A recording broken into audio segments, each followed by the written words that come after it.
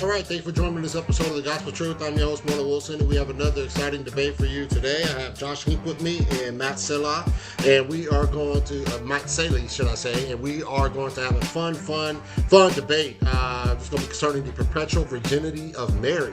So I hope that you guys are excited to watch this one and jump into this topic. Always fun to get this topic in, man. It's always an interesting topic for me anyway. I love to hear about this topic. I learned so much when engaging this topic.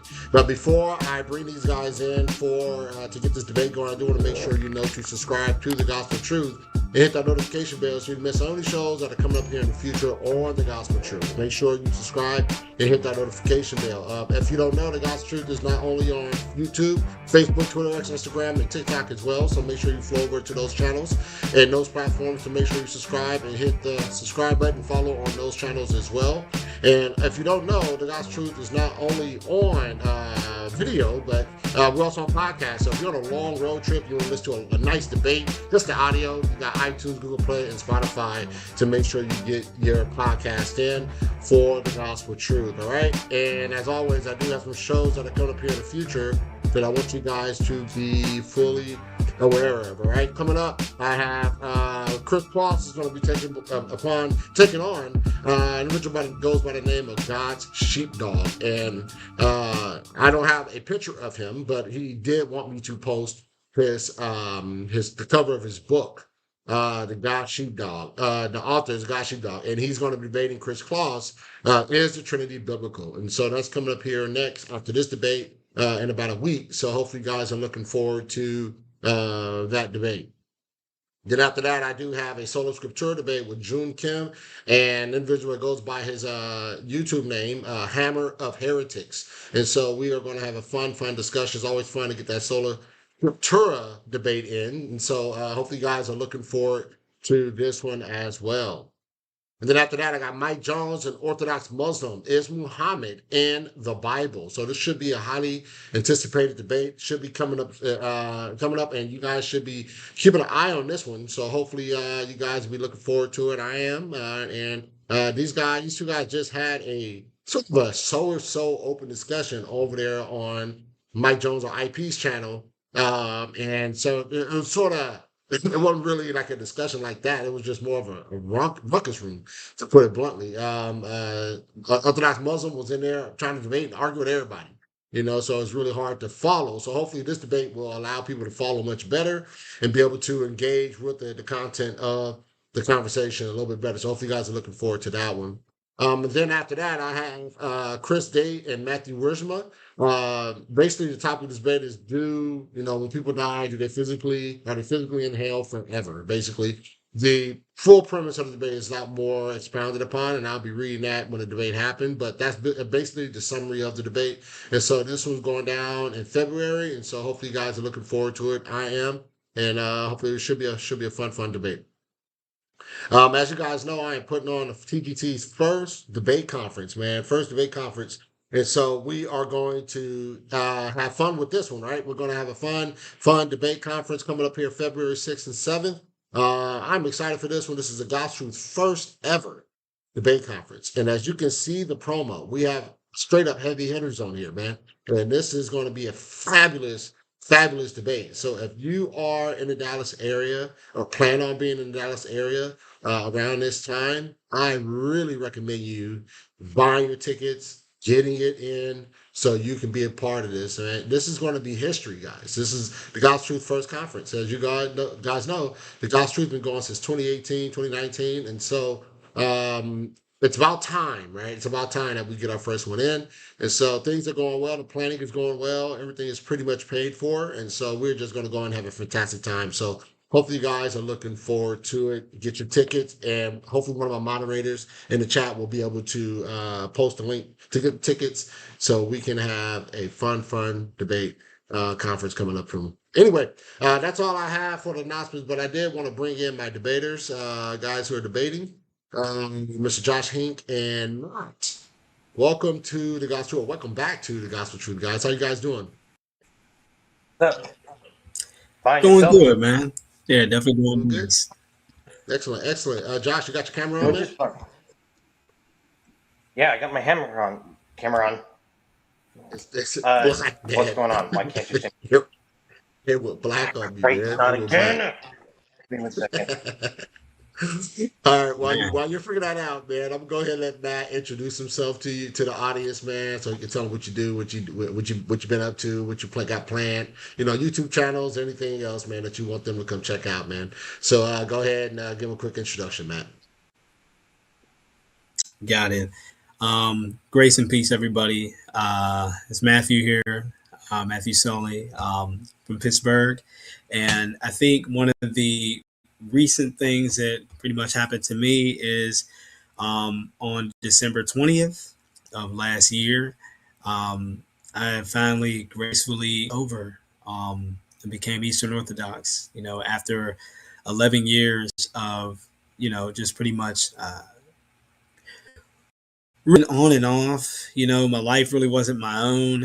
It's not like I could just cross right on in, but I kept a consistent relationship with the beauty of the church, and everything happens in good time, and that's been one of the real highlights of my year last year.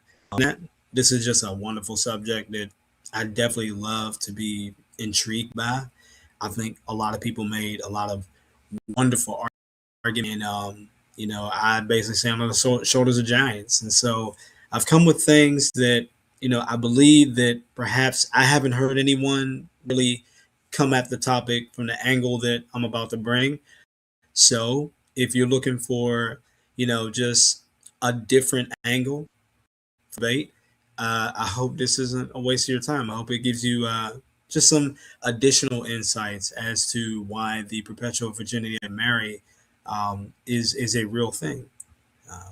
Other than that, I really enjoyed just being here, and just gonna have a good time tonight. So Cool. Thank you, Matt. Appreciate that introduction. All right, Josh, you're back up, man. Go ahead and give us a quick introduction, man. It's good to be here. I run the Chaos Apologetics Ministry on YouTube, and it's been a long ride. Can you still see me? Yeah, I can see you, but Or am I frozen? your frame is frozen. But we can hear you. Go ahead.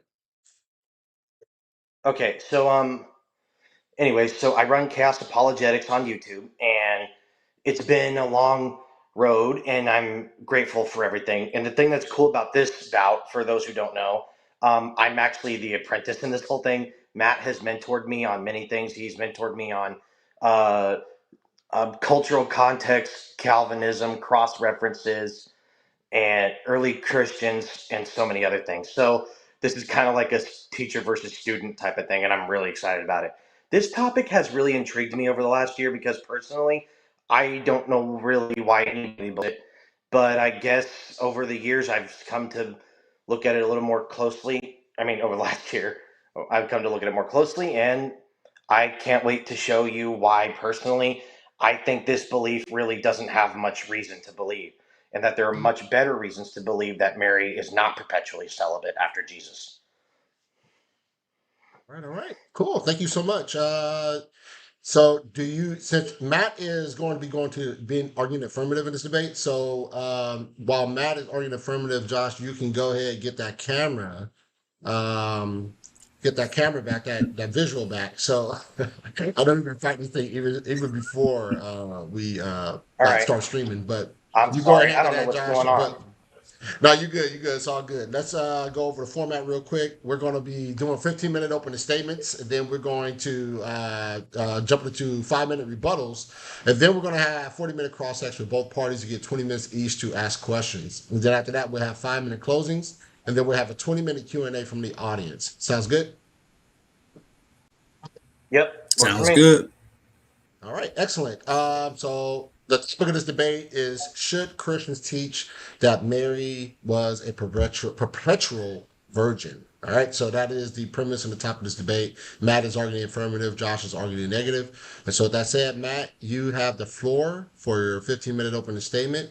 And please keep in mind that when you're at your 1 minute mark, you'll hear this little, come on, man, you'll hear this little chime here. Come on, man. Why this thing acting dumb? Hold on, guys. This thing acting a bit silly. Mm. Hold on. Let me make sure you hear the chime again. You hear that little chime right there. If you guys, once you guys in that 1 minute warning for your opening, rebuttals, and your closing. So make sure you keep that in mind. All right. So that said, Matt, you have the floor for your 15-minute open statement, and I'll start your time as soon as you begin to speak. Yes, sir. All right. So, why do I believe in the perpetual virginity of Mary? If you acknowledge the behavior, you will see the pattern.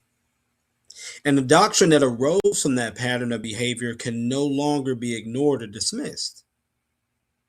So, to understand why this belief is true, we need to look no further than the three things. We need to look at the behavior of God, the behavior of Jewish men, Joseph in particular, and the behavior of the gospel writers. So, when God sets something apart, he doesn't set it back. It's a one-way street. So once you're grafted for a divine purpose, your common life is over. Look at the Levites. Notice that the Levites, there were 12 tribes, right? All 12 tribes pretty much had land, and that was the way that they pretty much got down. That was common. What was not common was that the Levites did not have land. God said, you guys are mine. As a matter of fact, I will be your inheritance. And we all know how the Levites got down. They stood out among the 12. God reserved that for him. Said, no, they're mine. When it came to them having to eat, they had to go ahead and eat sacrifices. Whereas everybody else, they pretty much got to go ahead and eat from the land, things like that. When it came to them being provided for, they got the tithes from the people. And that's how they survived. So they stood out. Now, what happened during the Babylonian exile and things like that, the Babylonian captivity? We all know what happened. The idolatry got so bad that the people stopped tithing to the Levites.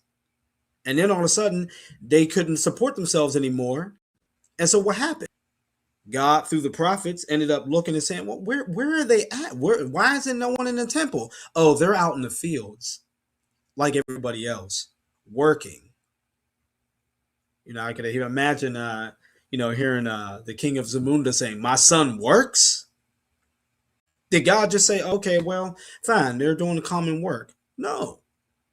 The prophets put them back in their place, got rid of all, and what happened? He ended up drinking from that stuff, using it for common use, and we all know what happened. God wrote the wall, and he wrote a death warrant for his kingdom, lost his kingdom. And then from there, he got all the vessels and all the utensils back when they came back and rebuilt the temple during the times of Ezra and Nehemiah. What about Zechariah chapter 14, verses 20 and 21? Doesn't it say something along the lines of, and every bowl and every spoon and every fill in the blank will be holy unto the Lord? Notice that the trajectory of holiness goes up. So even the common things back then was prophesied to go ahead and be used for holy purposes. But what do you notice about my 3 examples that I gave so far? When God picks something out and he says, this is mine, I'm using it for this. Isn't it interesting that there's not one time where God said, okay, I'm done with this, so you can use this for common use now?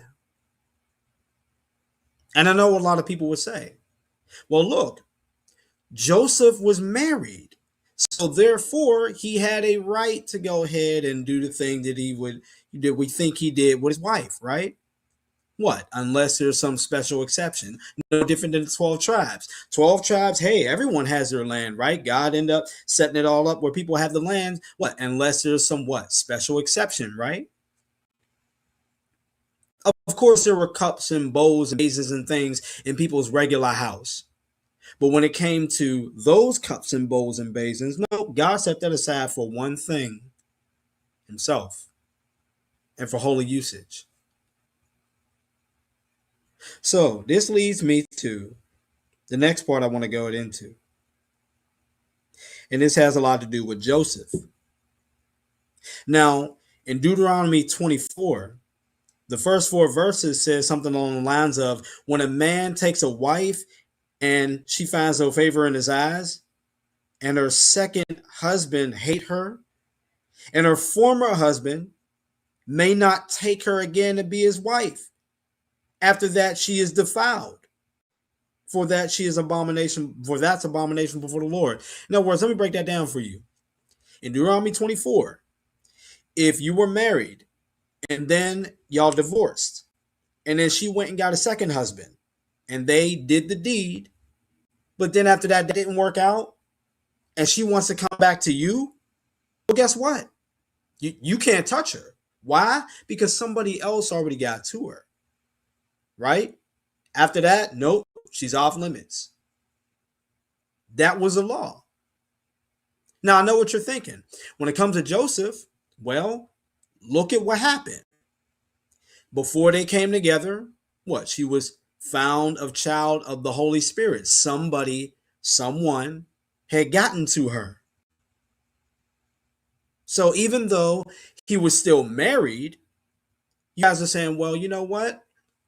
It's okay because, God is not a man. So therefore, that law doesn't apply, Matt. But why do I believe that Joseph would act like that anyway? Well, I believe that Joseph would act like that anyway because of David. David had 10 concubines, and his son Absalom took them and had his way with them. David recovered them all, but what was the aftermath? 2 Samuel chapter 20, verse 3. And David took the 10 women and put them in ward and provided for them, but went not in unto them. So they were shut up until the day of their death, living in widowhood. Now notice a couple things. Until, and we'll get to that in a minute, but notice how it's being used. And then notice that they were shut up. Now, one thing I did notice is that why in the world are they applying like kind of temple language to these women? Well, because we all know that women's bodies were like temples. Last time I checked, I remember that phrase shut up being used and applied in Ezekiel chapter 40. or chapter 44, I think. But we'll get to that later. But notice, even a king, even though they were concubines, and the law said, nope, this was only for a husband and wife or ex-husband and wife. But yet, look how David still acted. So it was a stigma in general. So if that is the way that a king is going to act over some concubines, notice they weren't even wives. How much more would Joseph go ahead and do the same thing? Oh, I see that somebody already got to my wife, and I see who it is. It's the Holy Spirit. Oh, okay, off limits. That's a pattern.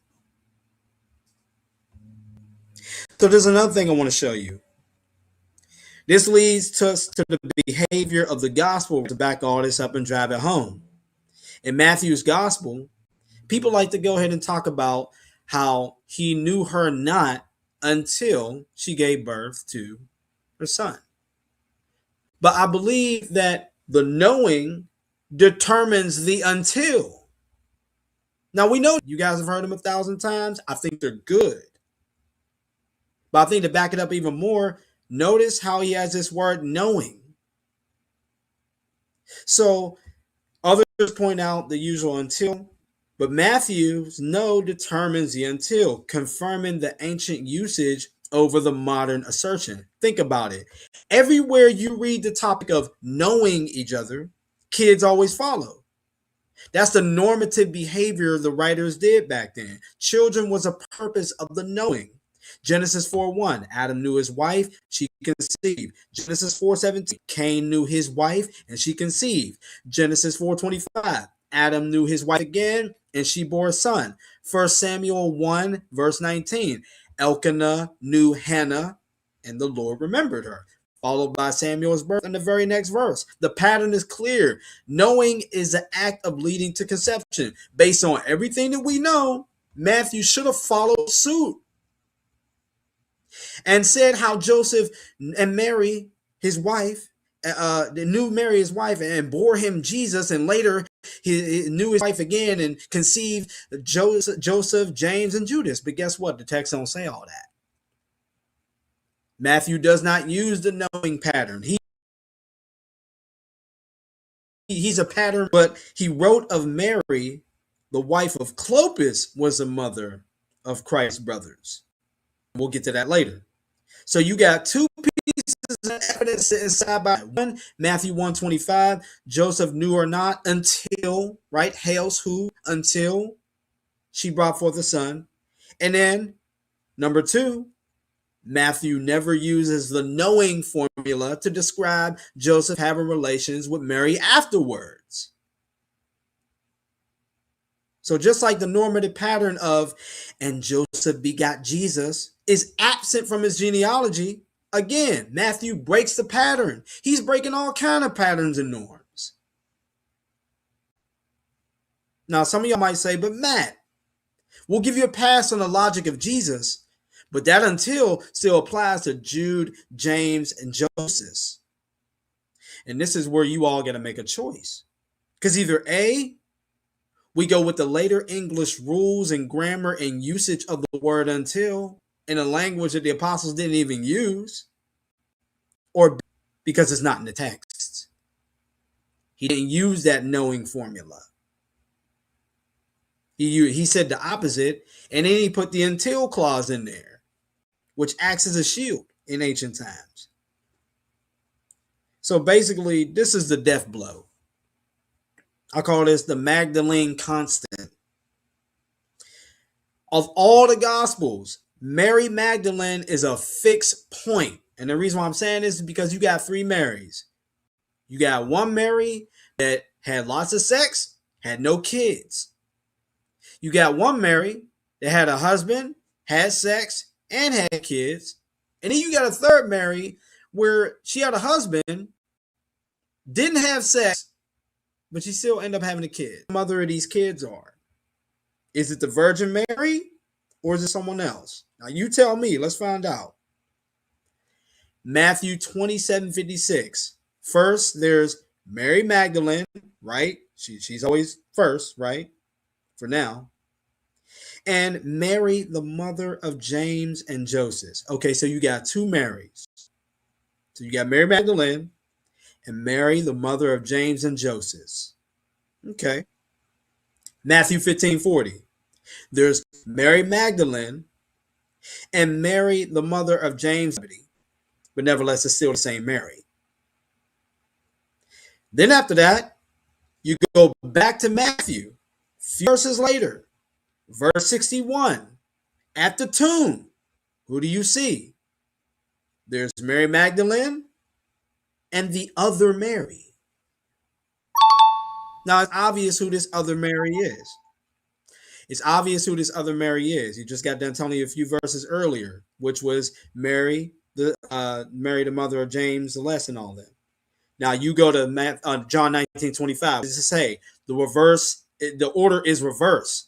It says, "Now there stood by the cross Jesus, his mother," right? So that's a Virgin Mary, and his mother's sister Mary, the wife of Clopas. That's Mary number 2. And then there's Mary Magdalene, Mary number 3. So the one in the middle was the one with Mary Magdalene.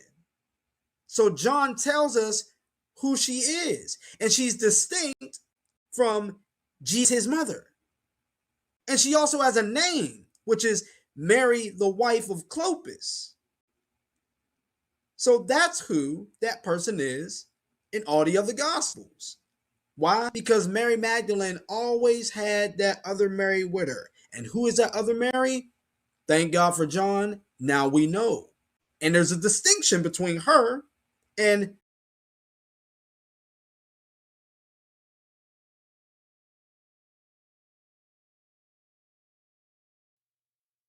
All right, so hopefully you guys are able to see me.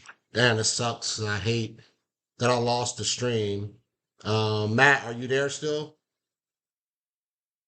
Let me see if this thing connects good here. Because right now it's just buffering here. Right. Let's see Right. if it And notice I reconnects. said interesting. Notice I said interesting, not good. All right. All right, all right, guys. It looked like we got the stream back. So Okay. sorry about that, everyone. Sorry about that, everyone. We lost the stream for a minute there. And we will start this debate back up. So now it's Josh's turn for his opening statement. Good thing we didn't lose the actual link itself, so everything is on the same actual video, so that's good. Even the All buffering, right. it's on the video, but it's all good. So, All Josh, right. you are up for your 15-minute opening statement, and I will start your time as soon as you begin to speak. You guys ready? Can you guys still hear me? Yep, sure Okay, can. good. All right. Good evening, everyone. Thank you for watching this debate. As Matt has presented to you the cousin theory as to the relationship of Jesus and his siblings, I will be presenting 3 main reasons why I believe Christians should not believe Mary was a perpetual virgin. Number 1, the scriptures fit much more naturally with the half sibling theory that I promote. 2, there's no historical evidence prior to the 2nd century. I'm sorry, prior to the 3rd century for a universal agreement on the idea that Mary's a perpetual virgin.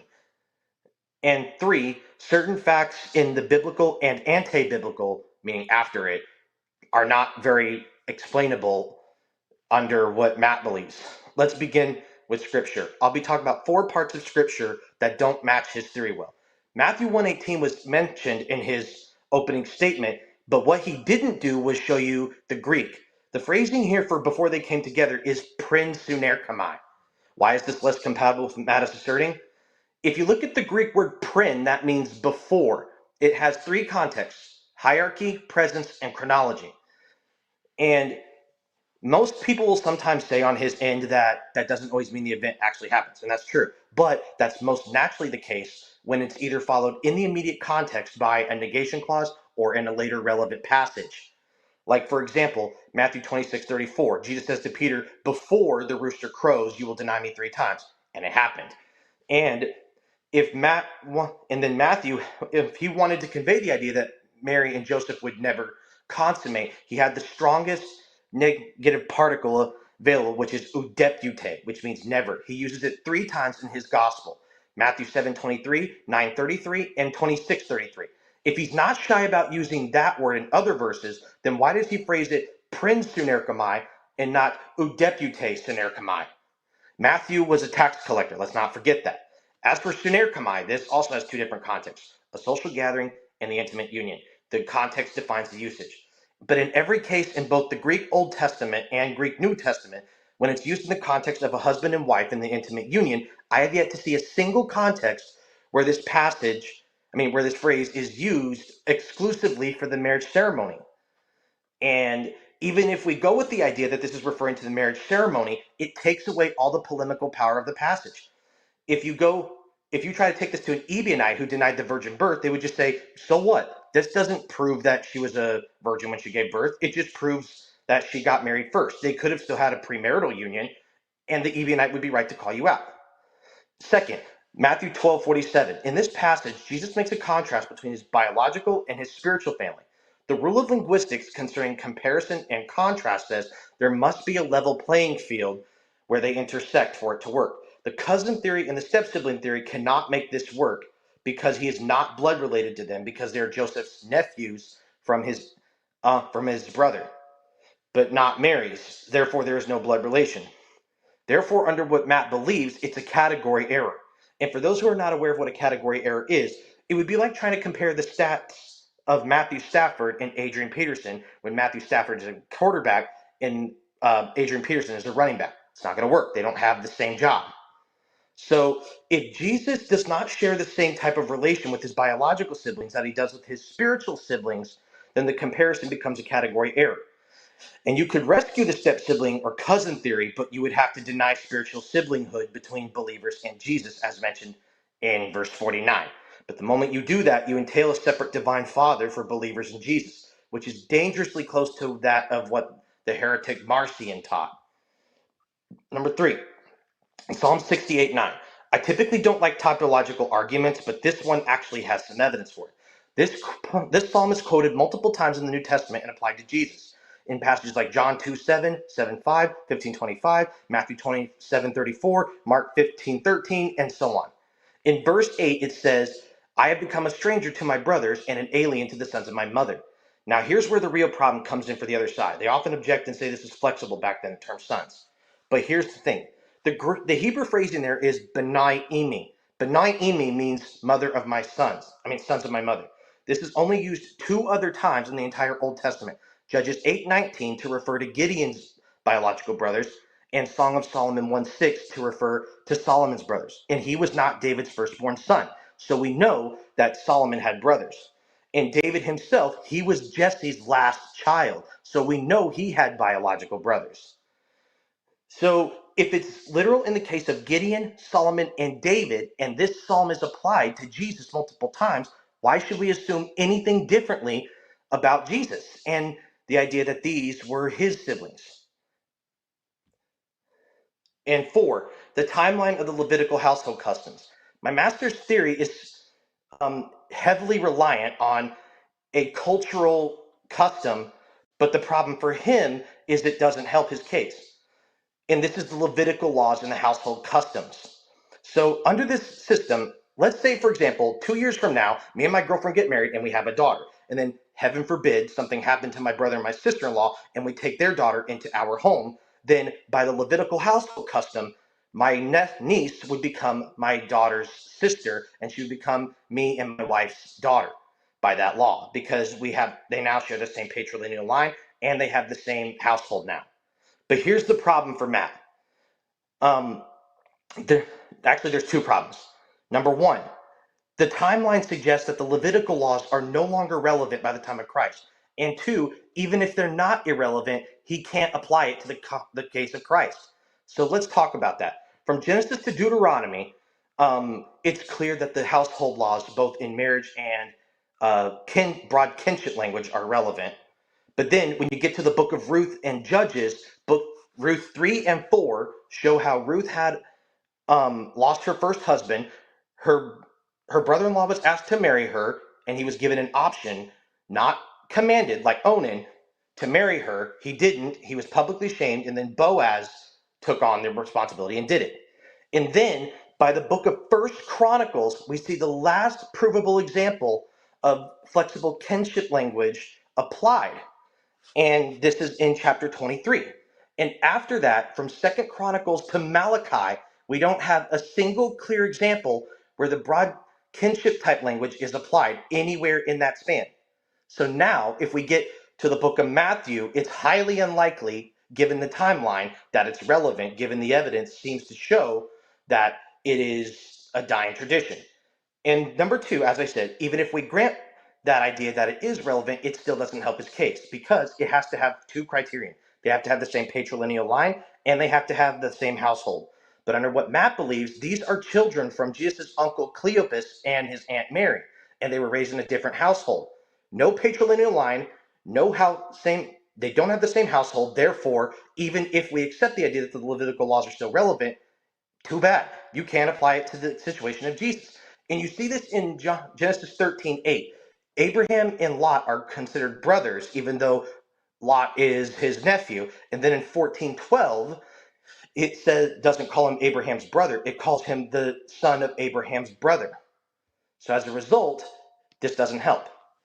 Number two, no historical evidence prior to the 3rd century for a universal agreement. The claim that they often make is that this was the teaching of the church for 2,000 years, but that's not the case. The evidence favors from the writings of Tertullian in his book On the Flesh of Christ, chapters 19 and 23, Irenaeus in his book Against Heresies, book 3, chapter 12, and Hegesippus when Eusebius records him calling Jesus the brother of Judas according to the flesh, using the phrase katasarka in the 2nd century. In his book Ecclesiastical History, book 3, chapter 20, section 1. And not a single peep in the 2nd century from any fathers, like about Mary being perpetually celibate, Justin Martyr, Athenagoras, etc. And the other problem for Matt is even among fathers who did believe Mary was a perpetual virgin, like Hippolytus, Origen, Athanasius, Ambrose, you could go on and on and on. They don't affirm the idea of a cousin theory until Epiphanius of the late 4th century in around 375 to 377 AD. So if this is such an obvious fact that these children are really his cousins, how did all of these fathers, despite agreeing with Matt's conclusion about Mary's virginity afterward, miss it? That seems to be a problem. And Jerome himself does not seem to agree with his own conclusion in the Latin translation he makes. But I'll tell you what, we'll get to that in the crossfire. Number three, there are several facts in the biblical timeline that are strained by Matt's theory. A guardian type marriage, which is what his view requires for him to be a guardian, because that's what would match it.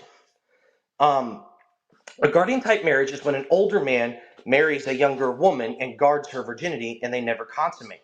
The reason why an older man is chosen is because older men typically have lower sex drives than men in their younger years, which lowers the chance of virginal compromise. With that context explained, let us examine 5 facts that an older Joseph and a guardian type marriage Joseph struggle to explain without adding assumptions. Number 1, protecting Mary from adultery accusations.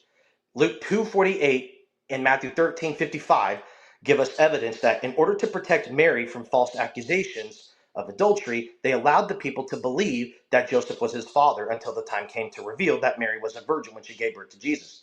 But if Joseph is a guardian and an older man, that's going to be a lot harder to sell because naturally people would be skeptical because 1, old men didn't typically have children, and 2, because if Joseph was a guardian type husband rather than a normal husband, people would naturally be skeptical because those type of marriages aren't meant to result in consummation. Requires more theory, more assumptions to justify. Number 2, Joseph's desire to divorce. When Joseph realized Mary was pregnant, he was going to quietly divorce her. That makes perfect sense under a normal marriage because he thought he was betrayed. He believed that she cheated on him, and so he was going to divorce her.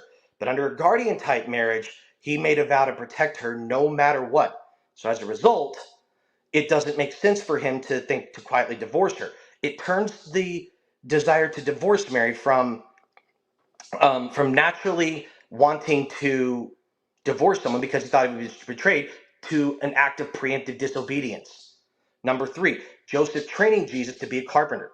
From Matthew 6:3, Jesus was a carpenter, and Matthew 15:33, Joseph was a carpenter before he began his ministry.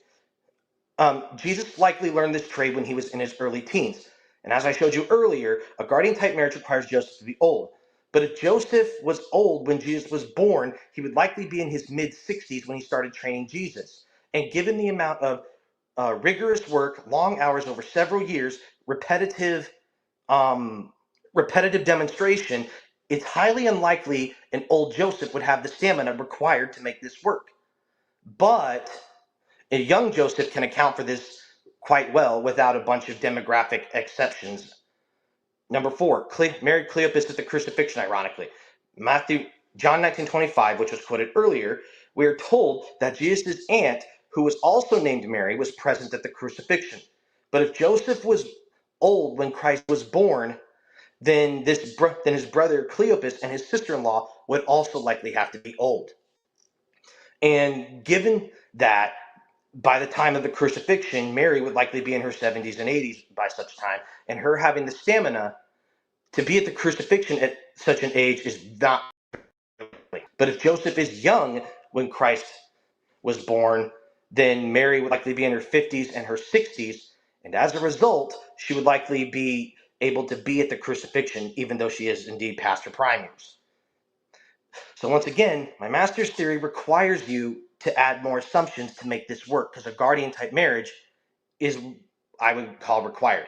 And 5, the rise of early Gnosticism. Some might think this doesn't sound relevant, but you'll see here in a second. One of the core tenets of Gnostic theology is that Jesus was not born of a virgin and that he was the biological son of Joseph. As we established earlier, the evidence favors the idea that they allowed people to believe that Mary and Joseph were his parents to protect her from the accusations of adultery. And that explains it with the fewest assumptions. But it also adds up to the rise of early Gnosticism. It doesn't make their denial of the virgin birth a fair idea, and it doesn't make it right, of course, but it does show that the reason why they rejected it was because they looked at it from a naturalistic perspective.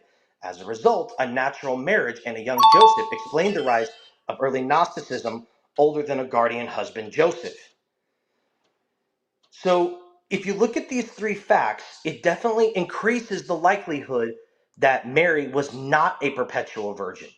And in the rebuttal phase, I will show you how I will give credit to Matt for having original arguments, but they're not as strong as they claim. And with that, that's all I've got. So I will go ahead and concede what I have left. Thank you, Josh, for that opening statement. All right, Matt, you're back in the seat for your 5-minute rebuttal. And let me restart your time here. All right, so I'll start your time as soon as you begin to speak, Matt. All right. Basically, it was really hard to kind of follow, but there was one thing that he said. He said, folks will be skeptical of an old man having a child with a young woman. Okay. Zechariah and his wife were old, right? And Mary went to go talk to her. And that's a whole nother, that's a whole nother thing to open up. We talk about the ark. Abraham was old. Robert De Niro is old and he's still pumping out kids. I think it's Robert De Niro. What? Say hello to my little friend. What was his name? Or one of them is still old. Either way, old men is still having kids. So maybe it wasn't that odd back then. Now, the main thing he said was there's no historical evidence or belief prior to the 3rd century, especially universal agreement. How did the fathers miss all this? Well, I keep saying it all the time. Like, I think it was Ivan Van Sertima that once said, history leaves its mark on everything.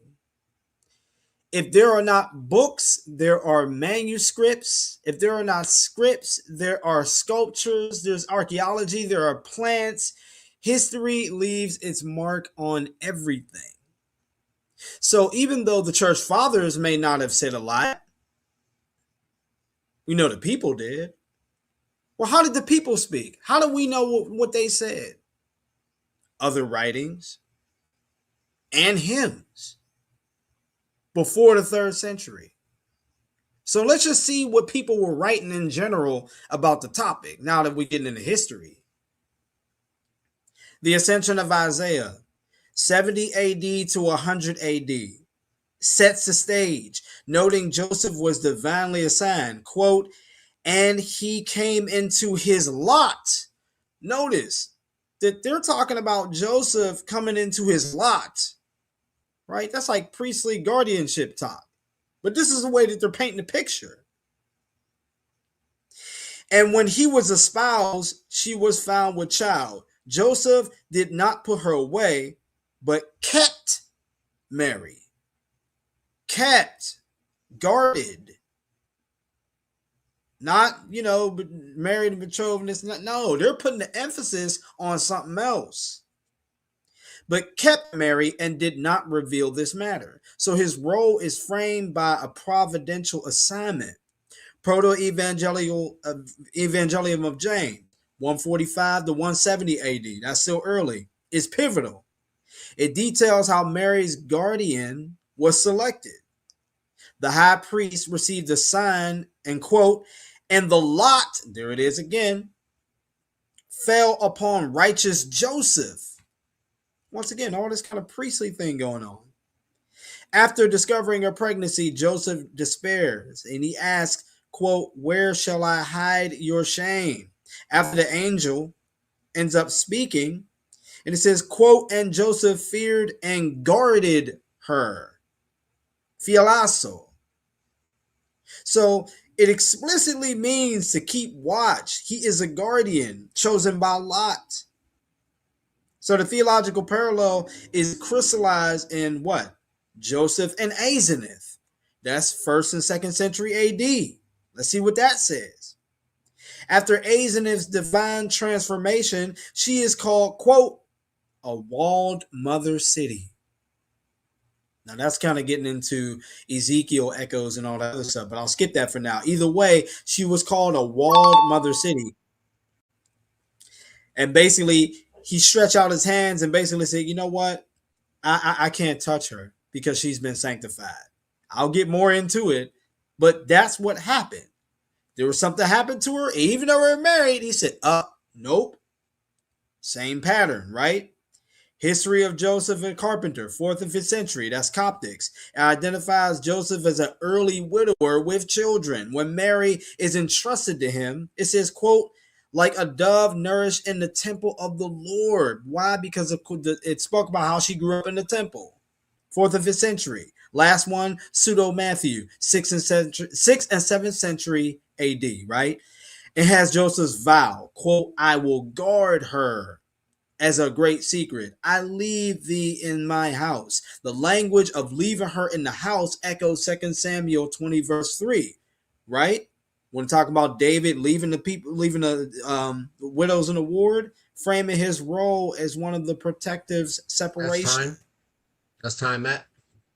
All right, Josh, you're up for your 5-minute rebuttal, and I will start your time as soon as you begin to speak. I'm going to do my best to address as much as I can because there's a lot to address.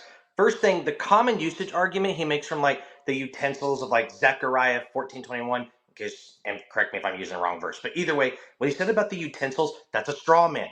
It's nobody here is arguing that Mary's womb was returned to common usage. In the context of sex, that's prostitution. So that's not only a straw man, it's insulting to Mary.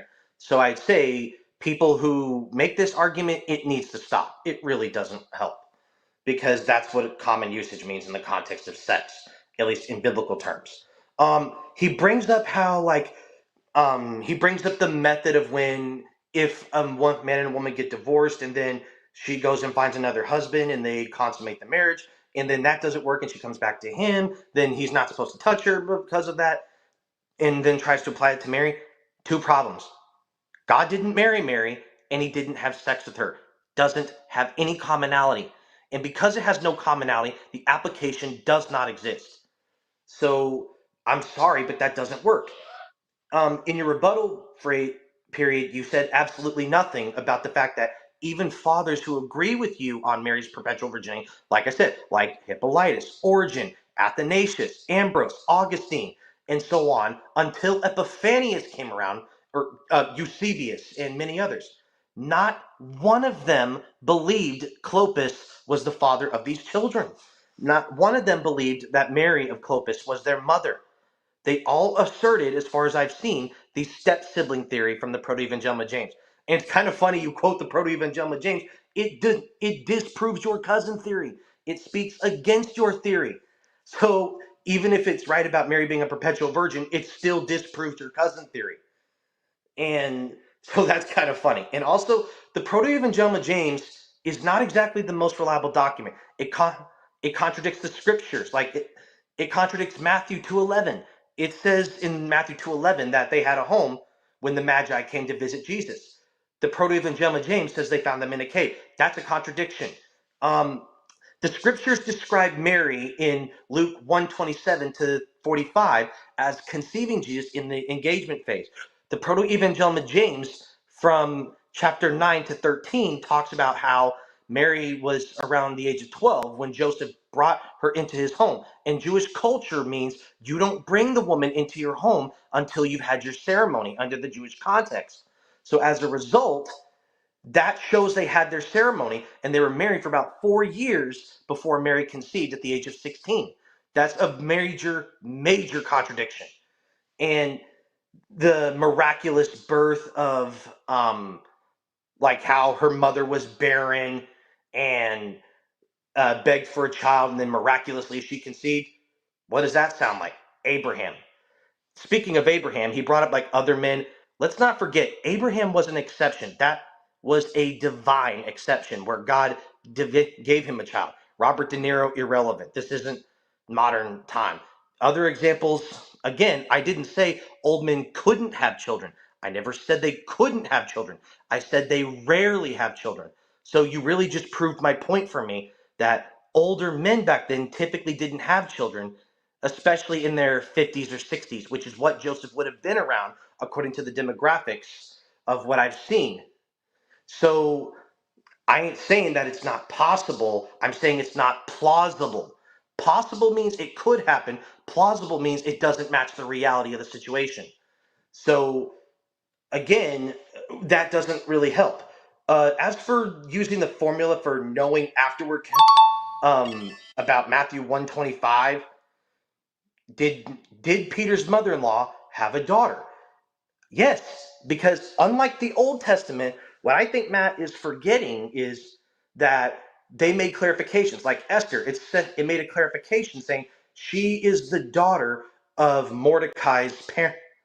I mean, of she's the daughter of Mordecai's aunt and uncle, meaning it added a clarification. Genesis 14:2, it said that Lot was the son of Abraham's brother, adding clarification. But notice you don't get these kinds of clarifications in passages like Colossians 4:10, Acts 1:14, and other passages. The clarification is not needed because the word alone is enough to convey the meaning. And that's it.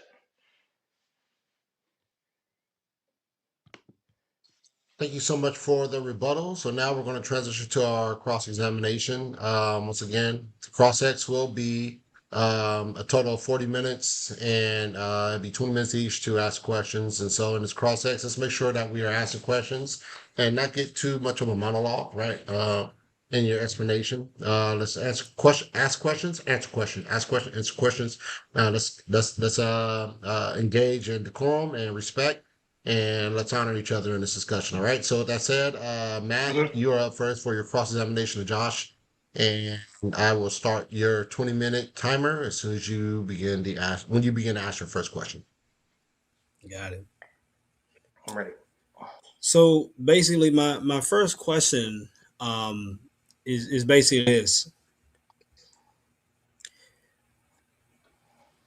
what do you think about how Matthew used the term or made lack of the usage of the word no when he was talking about, them to knowing each other or not. Do you think that the pattern break from that was a little unusual as to how that word is used by everybody else? No, because as I pointed out in my rebuttal, the Greek language works very differently from the Hebrew. Clarifications were needed in Hebrew because words were more flexible. In Greek, it's not because and Colossians 4:10 calls Mark and Barnabas cousins, and Esther 2:7 calls Mordecai and Esther cousins, but it adds a clarification saying that she's the daughter of Mordecai's uncle and aunt. It doesn't add that clarification in Colossians.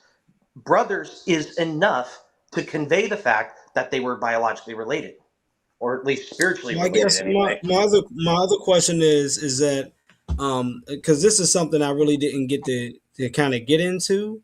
Um, Okay. because when you look at the way that they're using this word brother, it's almost like they're using a spoon as a fork because they've been using a fork for the past I don't know how long with another language. Habits are hard to kill. But so this leads me to my next question.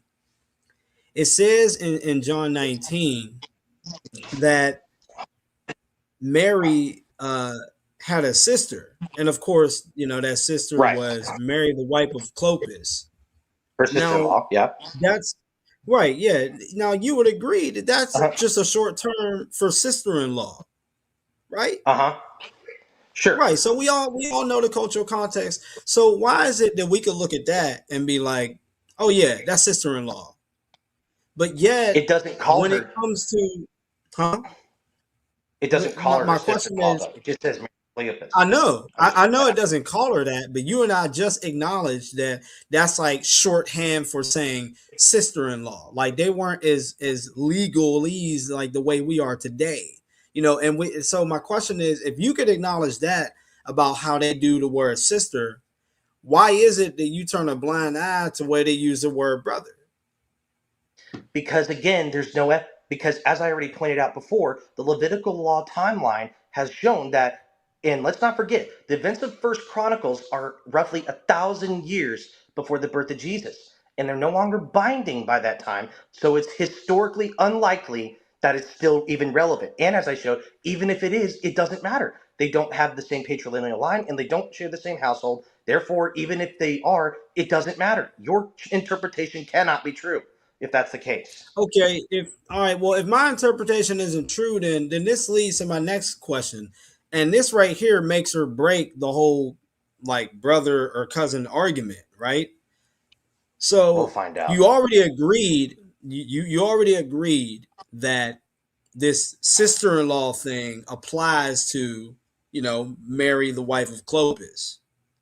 So the question is, this Mary, the wife of Clopas, when we look at all three of the gospels, is she the mother of them kids based on all three of them texts? No, not one of them calls her that. It just says Mary of James and Joseph, and just says Mary of the other two kids. It does not in any way say explicitly that they are the children of Mary of Clopas. It does not say that. And if it did, then Okay, why you're did you right. It not just? doesn't. So I'm Okay, sorry, you're but right. It doesn't. it doesn't help. It, okay, you're right. It doesn't say that, right? I mean, we all agreed that by the Uh end huh. of the day, it does not spell it out, right? No, But it we doesn't. do know that we could, right? So, but we do know that we could do process of elimination. And of course, we need to do that because this is the way that people speak naturally. People don't spell things out for you all the dang time. Like, for example, when we were going through Uh huh. Matthew and it said, Mary, the mother of so and so and so and so. And then, like a few verses later, in verse 61, it said the other Mary. Why? Because 3 verses earlier, I just got done telling you who she was. So I'm not Wait, going could to you go tell ahead me and those right verses there again? I'm again. sorry. Right. I said, What were I'll those back it verses up. again? It's basically in Matthew 27. I believe it's in verse Matthew 27. 56. Yeah. And then the other one is in verse 61, just a few verses later at the tomb. So, Okay. so Let we me see. acknowledge that when people speak naturally, they don't speak like repetitively. In other words, he's not going to say, Mary, the mother of so and so and so and so. No, instead, he just said, the other Mary. So because people talk like this, it is by reflex that we go ahead and do process of elimination to find Again, out who this let's make sure Mary is. let's make sure we're asking questions. What? Let's ask some questions. Oh, okay, right. Yeah, you're right. Okay. I'm sorry. I'm Okay, sorry. I'm sorry. So my question is, all right, so my question is, I'm sorry. So my question is, Go ahead. when it comes to the three Marys in these texts, do you agree at least that Mary Magdalene is like the common denominator? Like she's the constant, She's like she's definitely. always there. I Okay, so mean, we're verse clear on 56 that. does rule out that it's Mary Magdalene. But again, Right. So Mary we're Magdalene is we're not the clear. problem here. No, I know she's not the problem. I know. I'm making a point as I go. So out of these three Mhm. Marys, right? We know that Mary Magdalene, we just agreed that Mary Magdalene is a constant. Like she's always there, somewhere in the picture. It's definitely, and we agree that All it's right, not her. so again, I'm at least just trying to Right. get us to have one common Uh huh. denominator. So we agree Okay. that Mary Magdalene is always in the picture somewhere. As Okay. far as I can So see, I'd my have to look at the verses again. Okay, no problem. Because I'm telling you, if you pull up Matthew, Mark, and John, she's always there, right? All But right. my next question is that Okay. since there are three Marys and Mary is always there, then the next thing we got to do is we got to talk about how these Marys are talked about in order. Now, when you look at Matthew and when you look at Mark, you'll always notice that what? Is it true that Mary is named first and then there's always some other Mary with her? Didn't we just read that? Mark 15:40, right? I just want to make sure I'm looking at the Yep. passage right before I answer. Okay. Okay. Okay. Okay. All right. Ask the question again. I just wanted to make sure I was on the right passage. No problem. My question was like, okay, if we look at the text, we see that yes, Mary Magdalene is always there, but Uh huh. isn't there always some other Mary with her? I mean, according to Matthew 28:756 and Mark 15:40, yeah, it says among them were Mary Magdalene and then Mary the mother of James the younger and of Joseph and of Salome, however you pronounce that. Right. That's right. That's what I just asked you. I just asked you in those two Uh huh. texts, aren't Uh them huh. two always together? And I specifically asked you, wasn't Mary Magdalene named first? Sure. Right? Okay. So Mm-hmm. we see that Mary Magdalene is always named first, and then the other Okay. Mary is always named after her. And in both texts so far, this Mary always got the kids. But the question is, we got to find out who is this Mary that always has the kids, right? Okay. Okay, so my next question is, because we see that Mary Magdalene is always named first, and Herodias is always named second with the kids, then my next question is, can't we see an additional gospel to also figure out who this Mary is? If we look at John, John because 19:25. yeah, can we do these, do they speak of Um. the same Mary because they're all talking about being at the cross? Hang on one second. Let me look at that. Okay, because I mean, the Okay. cross, the tomb. 1925. It says near the cross, Mary, the wife of Cleopas. This time Mary of Cleopas is mentioned first, and then Mary Magdalene. No, wait, actually, first it's Virgin Mary, Mary Cleopas, and then Virgin Mary. So actually, I'm Mhm. not even seeing the pattern now because now this time the Virgin Mary is mentioned first, and then Okay, well, let Cleopas, me show and you. then Magdalene. Okay, right. So I'm gonna ask a question. Question number one: Okay.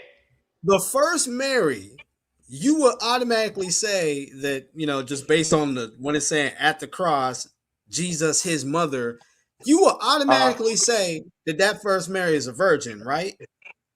Sure. Right. Okay. So let's Sure. now Virgin let's Mary. move on. Now this Virgin Mary, according to the text, had a Mm-hmm. sister. Now we know we just got done agreeing that that's sister-in-law.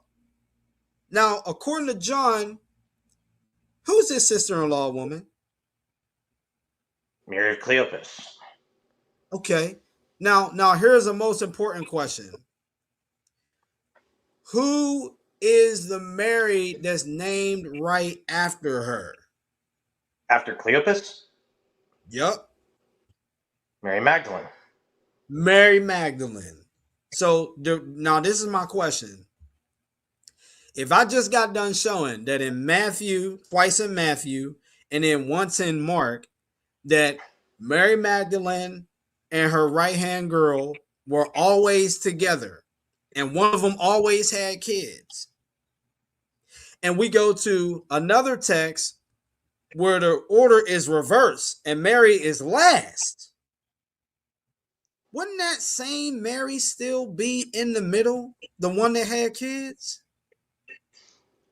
It it doesn't say. It says near the cross stood Jesus' his mother's sister Mary, wife the Cleopas, and Mary Magdalene. So it seems like they're all three together right there, not just two of them. That's true. So Okay, yeah, so that's true. So now we got so now we got three of them together. So we know who the first one is, right? And Virgin we know Mary, who the Cleopas, third one Magdalene. is. Right, we Hmm. know who the third one is, right? Who that Okay, number two in the middle? Who that number two in the middle? Mary of Cleopas. And she's somebody's sister? She's the sister of Mary. Yeah. Right. So now if we go ahead back to Matthew and Mark, and we know that Mary Magdalene is named first, on what basis can you say that that Mary that was with her was Mary, like the virgin? Virgin Mary. Because you would think that this is my question, and because you would think that if they're going to talk about the virgin, you think they talk about Jesus. And there ain't nobody going to go ahead and leave Jesus out two times in a row, right? I Jesus, don't I think mean, that's. Joseph, I James, and disagree. Judas. Okay, I well, can you disagree. explain that to me? Like who Here's that? why. My Because question is who's three that reasons. woman that was with Mary Magdalene? Is that the Virgin or is it Clopas? I believe I can't 100% prove it. I'm not going to claim that. But I do believe it's the Virgin Mary. Three reasons. As I said before, you haven't addressed my Levitical timeline problem. You have not addressed that, and therefore it still stands. Two, the text does not indicate anything about Mary of Cleopas being there. So ultimately, I could just as easily assume that it's the Virgin Mary. And three, On what you see basis? her Okay, in other passages like Matthew 12 and so forth. You see her traveling. I'm sorry. You see these kids traveling with Mary, the Virgin, not their mother, even though she's still alive. That doesn't match Jewish context unless she's either her biological siblings.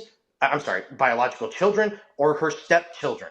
The step sibling theory can account for this. Yours cannot because you still don't have an answer for the Levitical problem. but my question is, on what basis can you say that the Levitical problem eliminates the fact that this woman here is always named right by Mary Magdalene, the one with the kids, but yet Jesus is absent from the list all the time?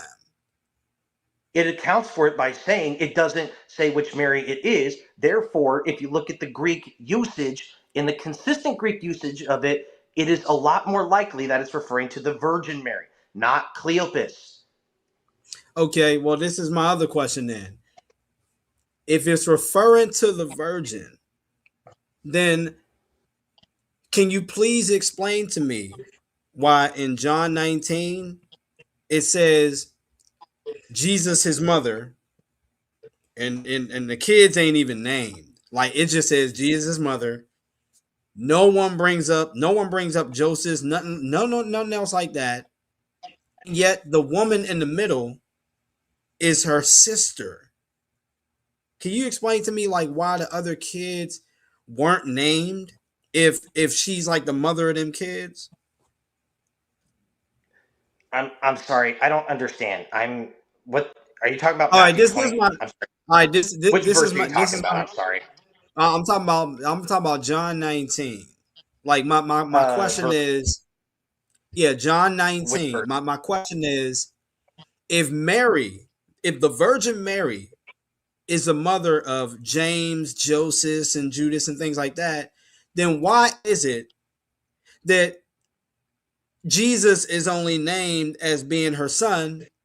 And then when it came to the other verses, the other gospels, why is it that Jesus is never named among Joseph, Judas, and this and that? Why is it that like they're never all named together like that? Three reasons. Number one, there's no evidence that the children were there. Two, as I've shown before, the words adelphos communicates it enough. Three, gives you can simply give more details because as we know, the scriptures typically don't match each other on details. Like one says, prophesy who struck you, and then the other explains the reason why that makes sense is because he was blindfolded. So different details. The word communicates it enough, and there's no evidence that those siblings were present at the crucifixion.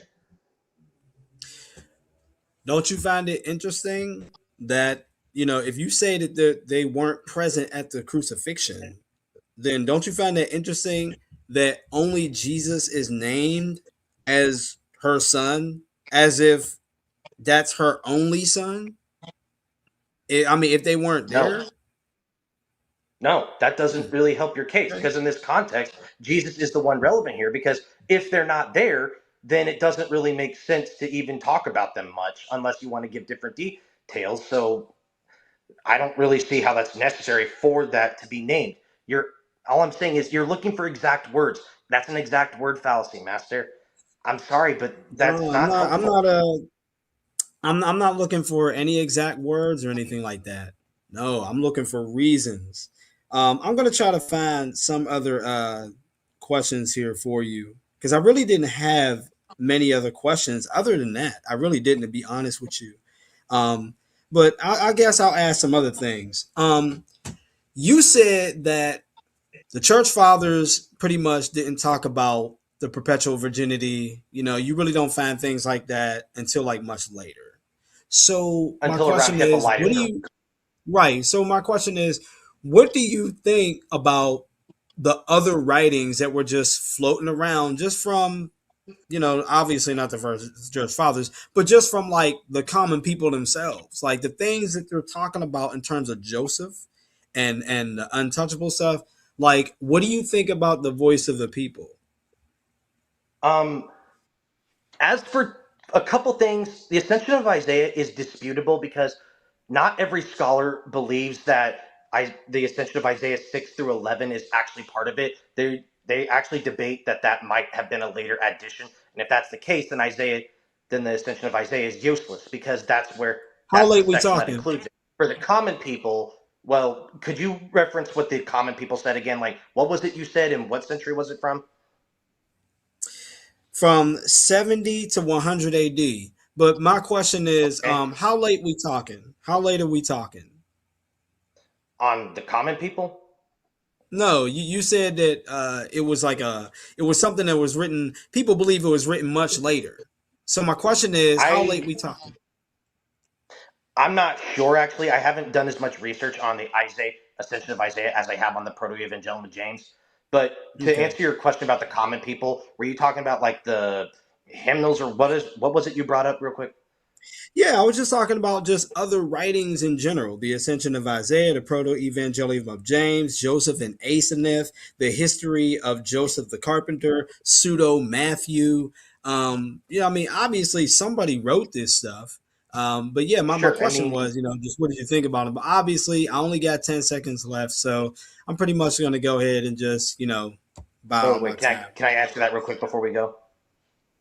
Go ahead. Before we move on to mine, I would say The Proto-Evangelium of James, it contradicts the scriptures. It borrows from other things like, like the miraculous birth of Mary from a barren woman. That doesn't work. And the common people, third and fourth century, not disputed. All right, all right. Thank you for that, Matt, for your cross examination. All right, Josh, you're up for your 20-minute cross sets, and I will start your 20-minute timer as soon as you begin to speak. All right, let's talk about purpose. Do you agree that God never gives a purpose to someone? I'm sorry, never asks someone to make a pledge without a purpose? Yeah, I definitely believe God never asked someone to make a pledge without some kind of purpose. Okay, my position is that Mary and Joseph did take a vow of celibacy, but only temporary, um, which was to be indicted, which was not to pass the birth necessarily, and therefore they engaged in marital relations, had children. Does it compromise their parenthood of Jesus if they do that after his birth? Does it compromise the parenthood of Jesus? Yes, Um, if they I have mean, marital relations with someone after. I would definitely say it doesn't compromise the parenthood of Jesus, but I think your focus misses the whole point of them being sanctified in the first place. And also, I'm No, kind of wondering, that doesn't like, answer the I'm question. also kind of wondering, like, you know, We're not talking about the idea that sanctification. they We're talking both, about yeah, parenthood. the idea that they both took this vow of celibacy. I've never came across anything like that. Okay, but we're not talking about sanctification. The question is, does it compromise? Meaning, would it make them somehow lesser parents of Jesus if they did that after his birth? Would that do that? I'm gonna 2 points. One, not only would it not compromise anything at all in terms of what you're focused on, like they're being good parents and stuff like that, but Okay, the thing about them being like separated like that, it misses the point.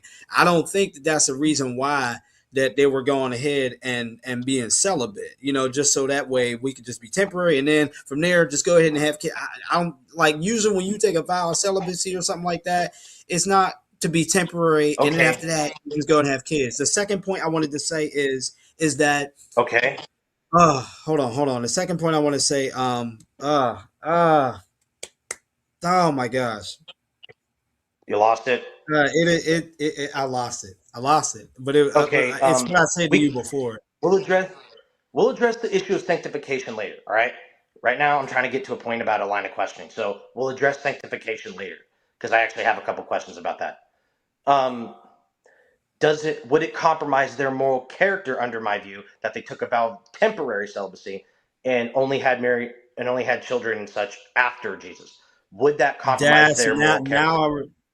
now I remember. I specifically said that I didn't read anywhere where anyone ever said, preached, or taught that those two together took a vow of celibacy. Nowhere. Not even in the stuff that I brought up. Like the ancients aren't painting that picture. I almost want to ask you on what basis are you getting that from, but I can't do that because I can't ask you no Right, questions.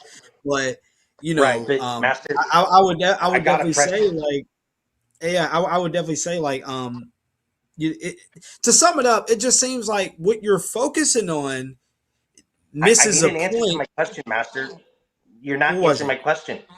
Okay. My question is, would it compromise their moral character if my view is true? Oh, okay, yeah, that's what it was. No, definitely not. Because if the whole thing, if you Okay, say that, hey, under your paradigm that they're supposed to be temporarily celibate, and then after that they're good, and they went and did that, then there is no compromise of that. My whole okay. pushback is that that's not the picture that I know that. anyone paints. I'm almost kind of I wondering where understand you're that. getting from. Like, I understand that, Master. We will deal with that later. But again, sanctification is not relevant right now. We will address that later. Right now, I need you to please just answer my questions, and I promise you'll see what I'm getting at. We will address sanctification later. All right? notice I never brought up or said sanctification in the answer I just Well, gave you. okay. Okay, but the picture you're mentioning, I promise we'll address that later because I do have a question about that. Um, 3, would it compromise their faith in God under my view?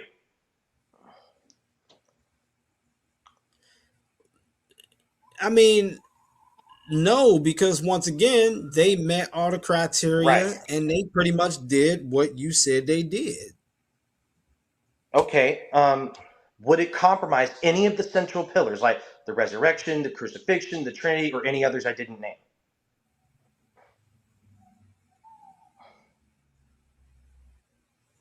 Once again, under your paradigm and you making all the rules, no, like they did what they said they was going to do, and once it was Okay. done, yeah.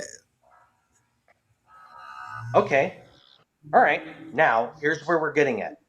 I asked you to recap a little bit. I asked you if God ever gives up someone a pledge without a purpose. You said no. I asked you if it compromises their moral character, their faith in God, any of the central pillars of the faith, or their parenthood of Jesus, and you said no to every one of those questions. So that begs the question, Master. If the answer to all of those 4 questions afterward is no, then what purpose does it serve for Mary to remain a virgin after Jesus' birth? That's an excellent question. Now, before I even say anything, I did want to tell like the audience, um, you know, that title of master was not anything that I sought. That's something That that was my simply idea. definitely, yeah, that's something that does help him. So I just wanted to take myself out of that in humility. Already, But all right, it's become so like natural. I was saying, to answer your question, the reason why is Uh huh. because the stuff that you built your argument on is not what the perpetual virginity of Mary is based on at all. That's It the doesn't reason have to why. be. There has to be a purpose. There just has to Whoa, be a purpose. So, and you don't, well, and if you can't provide one, then I have no reason to believe it. well, I'm about to provide one right now. But the problem Let's hear it. is, it's going to be, yeah, but the problem is, it's going to be different from yours. Now, I'll go ahead and provide Go it right on. now. Okay, good. So, if we look at, this is why I said before earlier, if we look at the behavior of God and the behavior of the Jews and everything that we know and the perpetual the repeating pattern of how God treats things that he sets apart, that pattern goes ahead and continues with Mary, which means But they that have, this is the reason why the purpose of the virgin being perpetual has everything to do with holiness and being set apart and being different. That's why I end up using those examples about the Levites. Just like marriage, Jeremiah. God set up Yeah. marriage. Just like the Levites and the 12 tribes and Okay. the land, God set that up. It was normative for tribes to have land. It's normative for a man and a woman to, do their thing when they marry. God set both up. But God also said to the Levites, you know what? Nope, this is a one special exception. This tribe is going to be for me. Same thing with Joseph and Mary. Nope. This situation right here with Mary, no, she's going to be for me. No, this is going to be For him, different. for It's the what? same pattern. Okay, for what exactly though? He's not her For what? husband. He doesn't have Yeah, sex with her. So what purpose afterwards? say it again. His in what way after his birth? In what way? He's not her husband. God didn't have sex with her. He didn't marry her. So in what way? Well, in what way? What? I'm trying to get the question out of you. You Like, said in what way? What? you Like, you said that God said this is his. That's like this is mine. But in what way is it his oh, okay, after the yeah, birth okay, of Jesus? great. So, all right. In what way? We have to go on one, like people's actions and their words, and then we could go ahead and come to a conclusion about that. So in what way do we see? The first thing we see is that God is applying verbal temple language to a woman. He said, I'm going to overshadow her. And if you're a Jew back then, typology was a big freaking deal. The, First Jew, Kings the, eight the ten. Yeah. Jews use typology all the time. right? So First Kings if 8:10. he's going Yeah, to go in that, and that use something, say it again. it does match the My language of First Kings 8:10. Sure. Okay, right. If we look at how people are acting, we can conclude like kind of what he's kind of getting at when it comes to Mary. So he's treating Mary the same way he treats the temple. Last time we checked, there's a scene in the Old Testament where once God overshadowed the temple so much, could nobody go in there, not even Moses himself. So we see Yeah, that that's once not true. God claims something, right? Once God claims something, okay, well, I'm gonna overshadow her. I'm gonna do this. I'm gonna do that. Well, who do you think is gonna enter her after that? Um, No one. okay, That this now is my this is cross my final examination. thing I'll say. This is my final thing I'll say, and after that, I'll pass it over to you. Final thing. Okay, This is the reason why I keep on bringing up Ezekiel when it said that the gate is shut. Like the gate is shut because the Lord has entered through it. That means that this is off limits because I came through there. Ain't no one else going tell in, ain't no one else going out. That tell same that to kind the of thing, that's shut up. That's tell that to also the Prince applied of to me. Ezekiel 46:12. Say it again. Tell that tell that to the Prince of Ezekiel 46:12. That's not true, Master. Yeah, you're talking Two about the chapters part. You're later. talking about the part where it says. You're talking about the part where it says that if they repent, then I'll go ahead and show them the rest of my plan. Wrong. No, no, that's not what I'm talking about. In Ezekiel Okay. 46:12, it shows a prince entering through the east gate, matching the same Hebrew language of Ezekiel 44, and Mhm. then uh, so it's like that doesn't remain shut. It had a purpose, and then it had an exclude, and then it was used exactly as it was intended. But I'd like to move on to my next question, Mhm. because you didn't really provide a purpose. You just went on to patterns. That doesn't tell me what the purpose is, because pattern itself is not a purpose. A purpose is a purpose is the foundation of the pattern. And Wait I'd a also minute. like You to talk can't about. hold on. Wait, you're saying you can't get a Hang on, hang pat? on, You hang on. said I'd like to move on to my wait. next You said question, you though. can't get a purpose from Hang a on. pattern? I'm saying a pattern itself is not a purpose, but I'd like to move on to my next question. Um, Oh, let's talk then you about missed my Matthew 12. point. That's not you missed No, my no, no. Hang point. on. We need Matt. This is my cross examination. I would like to Yeah, I move on know, to but my I'm next just saying question. I never. You missed my point.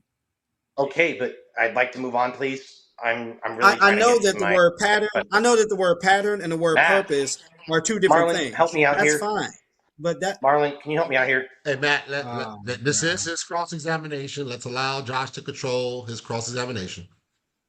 Anyways, let's talk about Matthew 12:47. Jesus makes a comparison between his spiritual family and his biological family. According to the linguistic rules of contrast and comparison, they have to share a field for the comparison to work. What is the common denominator if they are not biologically related? You talking about Matthew 27? Matthew 12:47. Matthew 12:47. 12:47. Yes, Jesus makes a comparison between his spiritual family and his immediate family. But if these are his cousins, Joseph is not his father. Therefore, he's not related to these cousins biologically. So, what is the common denominator under what you believe? I wonder how you're even getting that. The only way we have to get to that, we have to go and read the scripture itself. Okay, fair enough. Yeah, I Let's do wonder that. how you're getting that. Like I think there's something you're missing. Matthew 12, right? 47 to 50. 47. All right, Matthew 12:47. Let me see. Your mother and It your brothers are says, standing outside wanting to speak to you. He replied to him, "Who is my mother and who are my brothers?" Pointing to his disciples, "Here are my mothers and my brothers, for whoever does the will of my Father in heaven is my sister, my brother, and my mother." He's making a contrast. wait a second, wait a He second. doesn't. Again, yeah, okay, I see what the issue is. When he says brothers here, you still think it means biological, don't you? I do, but again, my question is under what you believe, what's the common denominator? Because what that's all I'm asking. I'm not saying Yeah. anything about Adelphos. What's the Okay. common Okay. denominator? So, what's the common denominator? The common denominator is that Jesus is saying that that those who are a part of his kinship family are not those who are by blood or by some kind of extension or relation. It's really by, doing the will of the Father. Now, when it says by blood, I know what you're thinking. You're thinking by immediate family, but blood also extends to extended family, like cousins, which gets us back to square one. But they're not biologically related to him because Joseph is not his father. Under your view, they're Clopas' children, and therefore, because Jesus is not related to Joseph, they're not his blood cousins. They're his step cousins. So again, now you have no common denominator. So now, Wait, if you want to escape that, now you have to affirm what I call the Marcion dilemma. Because now, in order to make it work, you have to say that we're not spiritually related to Jesus, like Jesus is not biologically related to them. But then you entail a second divine father, similar to what Marcion taught after he left Christianity. Not exactly, but, and I know you wouldn't, and I'm not saying you would affirm that, obviously. No one would right, but here, but right, I but don't there's see how still you a escape that. well. I think the only way I escape that is that I believe you're the one that said that, and I guess based on all the research that Clopas and Joseph were brothers. Right, Now, as far as I can see, that's what right. So Hephaestus. if them two are obviously brothers, then that means that the kids that his brother had are Hmm. still blood related to, you know, uh, Jesus and them. Jesus? They're still all No, blood. they're not. So No, they're not. the Because, only difference is you're oh, saying that they they're are not not. blood because they're not immediate family. But last time I checked, someone who's a first cousin, that's still your blood, especially if it's first cousin. My But dad's again, they're brother's not. kid. But again, Joseph is not Jesus' father. So as a result, there is no Oh blood man, connection. you switching up now, man. If no, I'm not I thought switching you were up. on the blood thing. I didn't say that they were blood because they were immediate family. I said they're not blood because they don't share blood. Because Jesus, according to All you, right. is only Let's make sure. Let's make sure we get the questions. Let's not go to okay. too much And open discussion. again, I share okay. So blood. they're not. So how do you avoid the conclusion of a second divine father, like what Marcion would probably teach? How do I avoid the conclusion of a second divine father? I'm gonna be honest with Right. you. I don't even know what it is that you think I believe that would cause you to conclude that that's what my belief would come to. Oh no, no, no. I'm Because not saying you again, believe like, that. okay, I'm not. I'm not saying you believe that. I'm saying a conclusion, meaning to make the analogy work under what you believe, because Jesus is not biologically related to these children, um, and he is spiritually related to us because we do share a father spiritually through regeneration and baptism. So we're spiritually related to Jesus, but he's not biologically related to these siblings. So therefore, to make the analogy work under what you believe, you have to make us spiritually separate.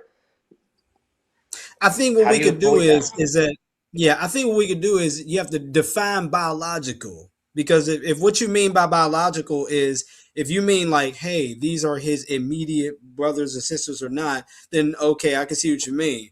But the moment you said biological, I still think like hey that's his dad's brother's kids, like that's still But blood Joseph is not biology. his father. But Yeah, I have one more I got question that. before we move on. Okay.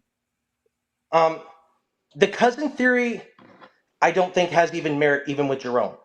Adelphos means cousin. Anepsios means, I'm sorry, Adelphos means brother. Anepsios means cousin. Sugenes means general kin. Jerome made his own translation. Uh, Latin is frater for brother. Consubrinus um, is cousin, and cognatus is Latin. If this was a if this is really a viable translation of brother into cousin, then why does Jerome himself, the most fervent defender of the perpetual virginity, continuously, without exception, translate Adelphos into frater, Anepsios into consubrinus, and Sugenes into cognatus? Why does he continuously translate it that way without exception? What does he transfer? What does he translate Adelphos into? Frater. And, Anepsios into and consubrinus and Sugenes into cognatus. No exceptions, even in his own translation. If he really believed cousin was a viable translation, why did he I'm do trying. that? Right. I'm trying to stick with the Adelphos. Like, so when he translated the Adelphos into that word that you just said, like, what does that mean in the Latin? It means brother. Frater means brother.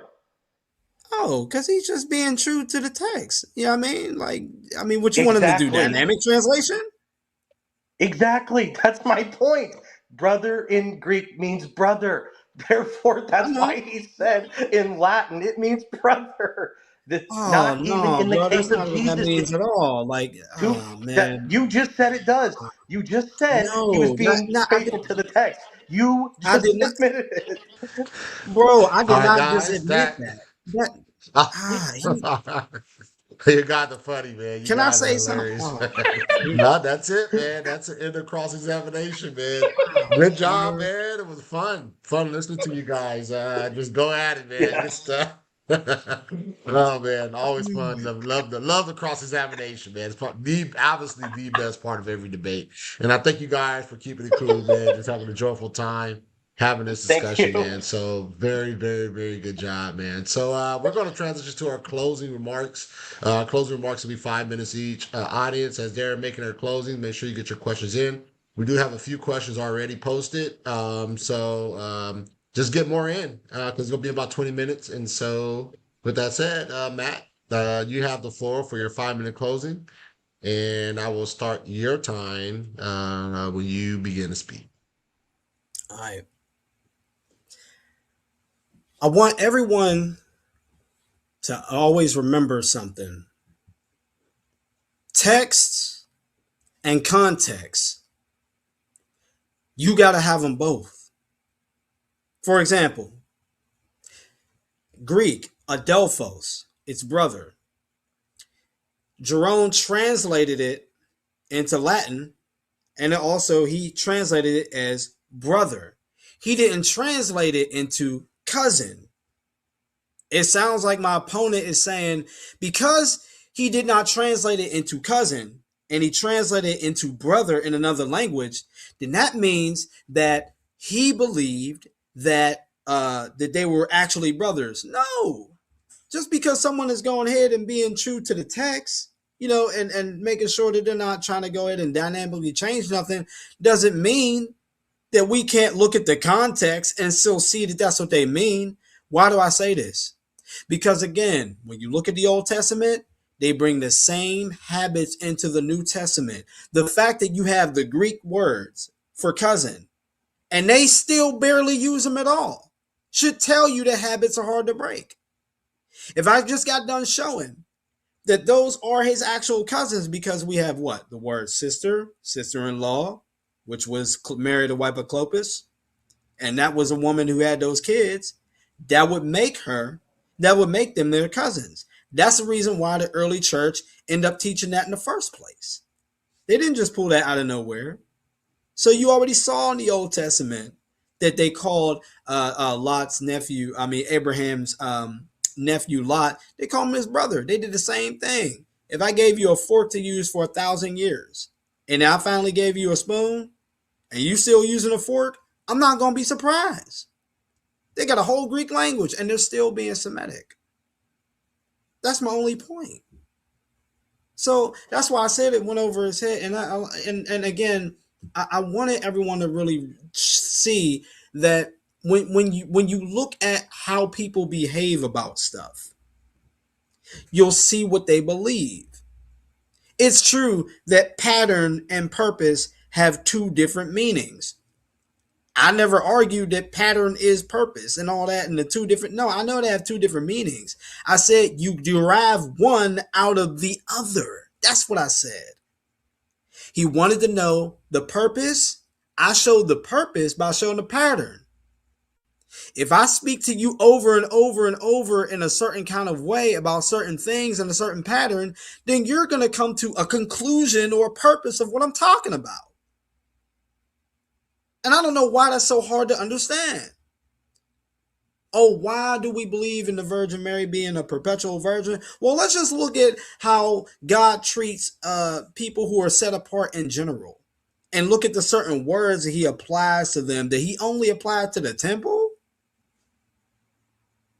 And then after that, I didn't even get into how Luke literally uses typology for her being the ark. And we see that the typology that Michael Heiser pointed out in Acts chapter 2 with the reversal of Babylon. Oh, we'll accept that, but we're not going to accept it when Luke, who also wrote the book of Acts, we're not going to accept it in the gospel where, he actually parallels Mary with the ark. Nah, we're not going to accept that. You can't have your cake and eat it too. They're doing typology all the time. So they tell you what they mean when they do these things. And so I just think that the past is clear. I think the behavior is clear. I think that the words that they use are definitely clear, especially if they had a language where they can use many words, but they're still using the same words. Brother, cousin, anepsios, adelphos, you're still using adelphos like anepsios? Habits are hard to kill. So I think when it comes to the perpetual virginity of Mary, no matter where you look, you see Joseph being painted a certain way that my opponent does not paint Joseph. And my arguments did not come from strict logic. They came from what the people were saying. You can read and see how they're acting constantly.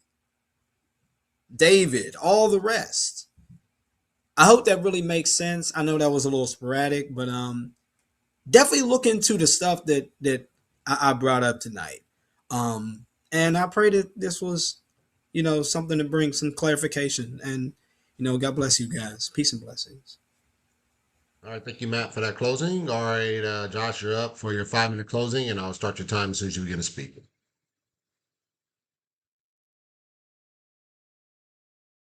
think you might be muted, Josh. Sorry, give me 1 second. Okay, I'm ready.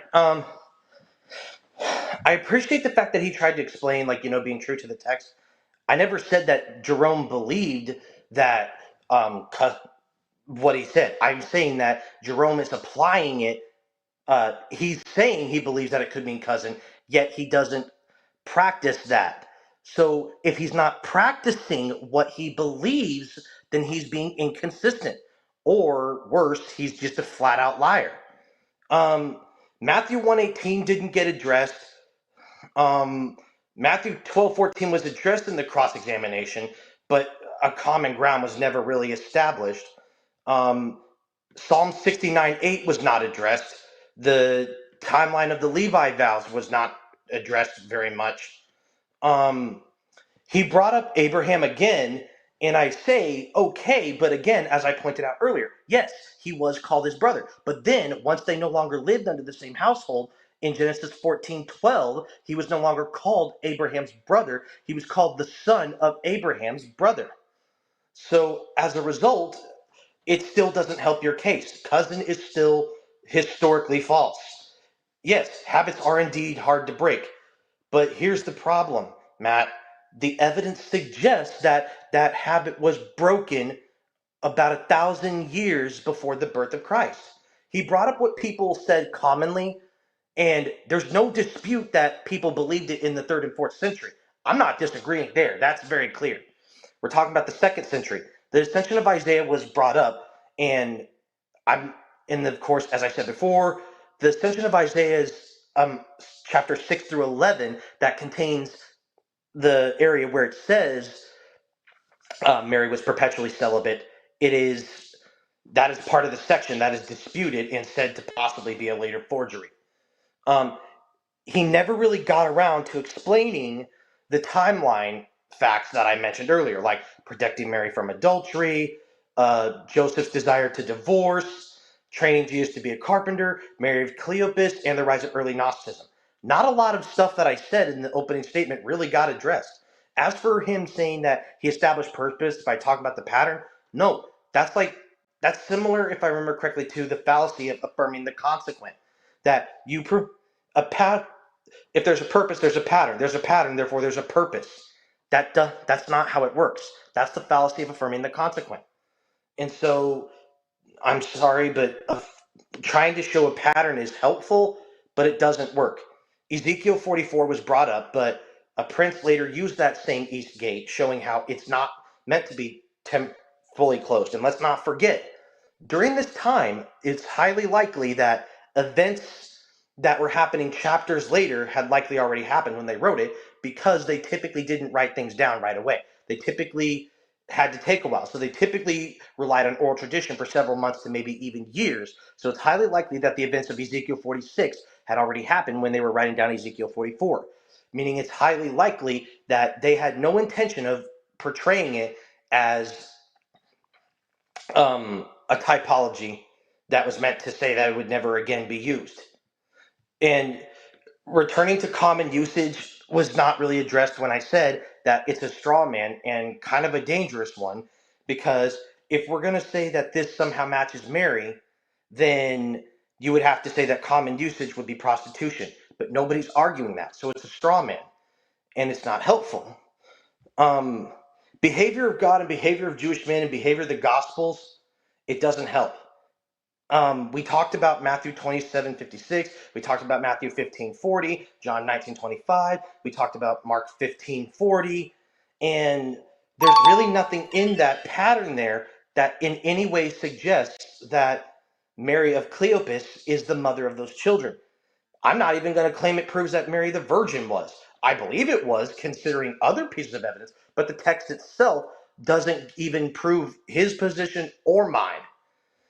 So as a result, I would say that there really hasn't been very good evidence. In the times he tried to use patterns and behaviors, they weren't applicable because they didn't share commonality.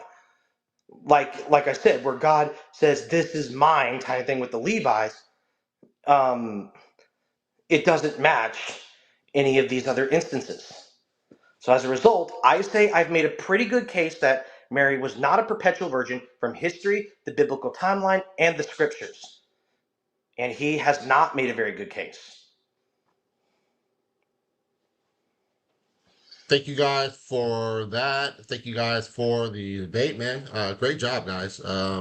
We did appreciate that. Appreciate the decorum you guys showed and the respect you guys showed. So we definitely appreciate that, man. You guys could tell you guys really put a lot of effort into this, and obviously that goes without saying.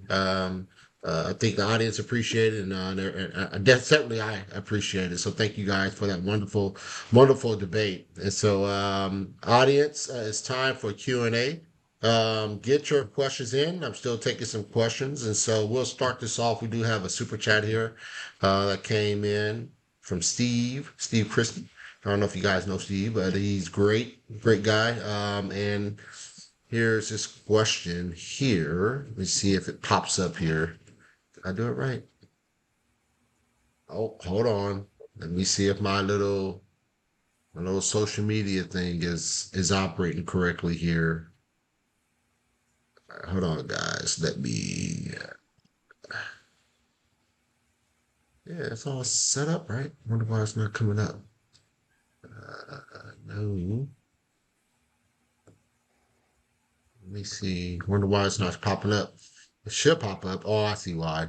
Nah, that sucks. Thank you for the super chat. Appreciate the support. For this is from Matt. The Greek word for sisters only has two meanings in Greek, used in the Septuagint and the New Testament: biological and believer. What are your thoughts about that, Matt?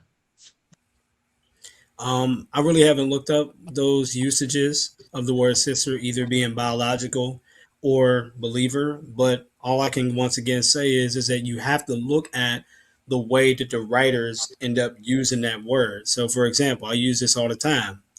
Look at James. James says true religion is when someone gives to the poor and looks after the fatherless and the widow, and keeps themselves, pure from the corruption of the world.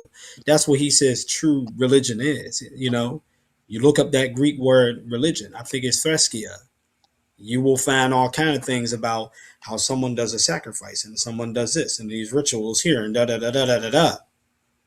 But yet, James, what he says religion is missing, because he used a word and he gave a meaning to it. And so it's the same thing that you see with brothers and sisters. they're using these words to go and describe who they're talking about. So yeah, the Greek text and I mean the Greek lexicons can have its limitations, but because they don't cover everything. So that's why you got to look at like what they're using these words to point to and mean. I forgot to tell you guys, you each have a minute to answer the question during this Q&A.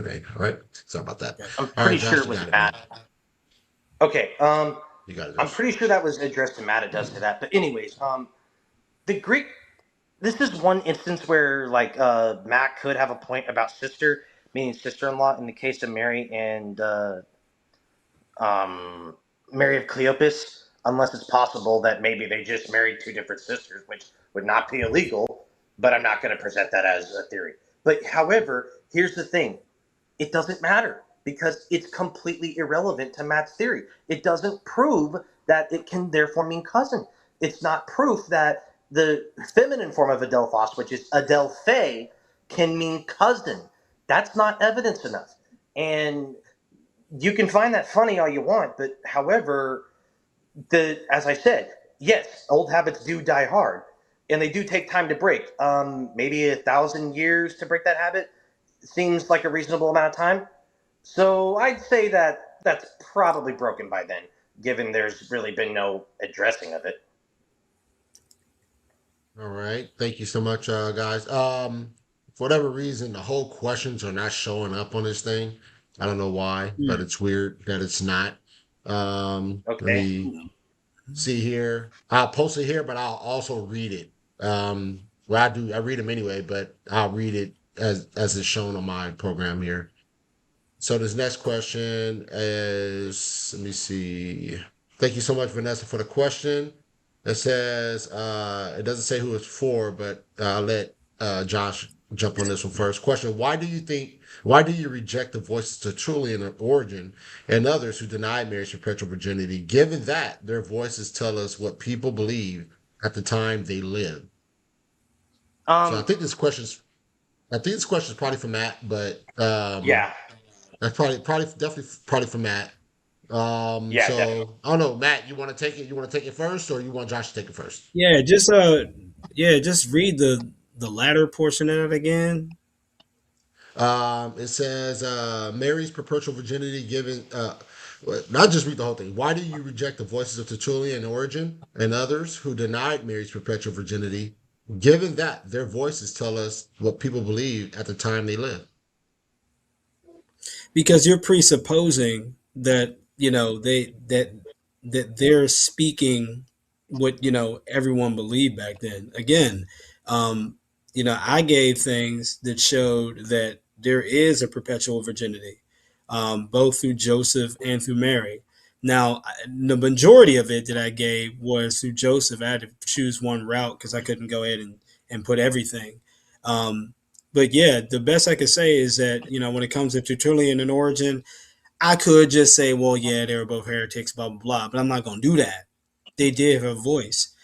If that's what they said, then that's what they said. But the bottom line is, it goes against what others have said, and mainly, the apocryphal text that I pointed out. Um, so that's the best I could say on that. Right, Josh.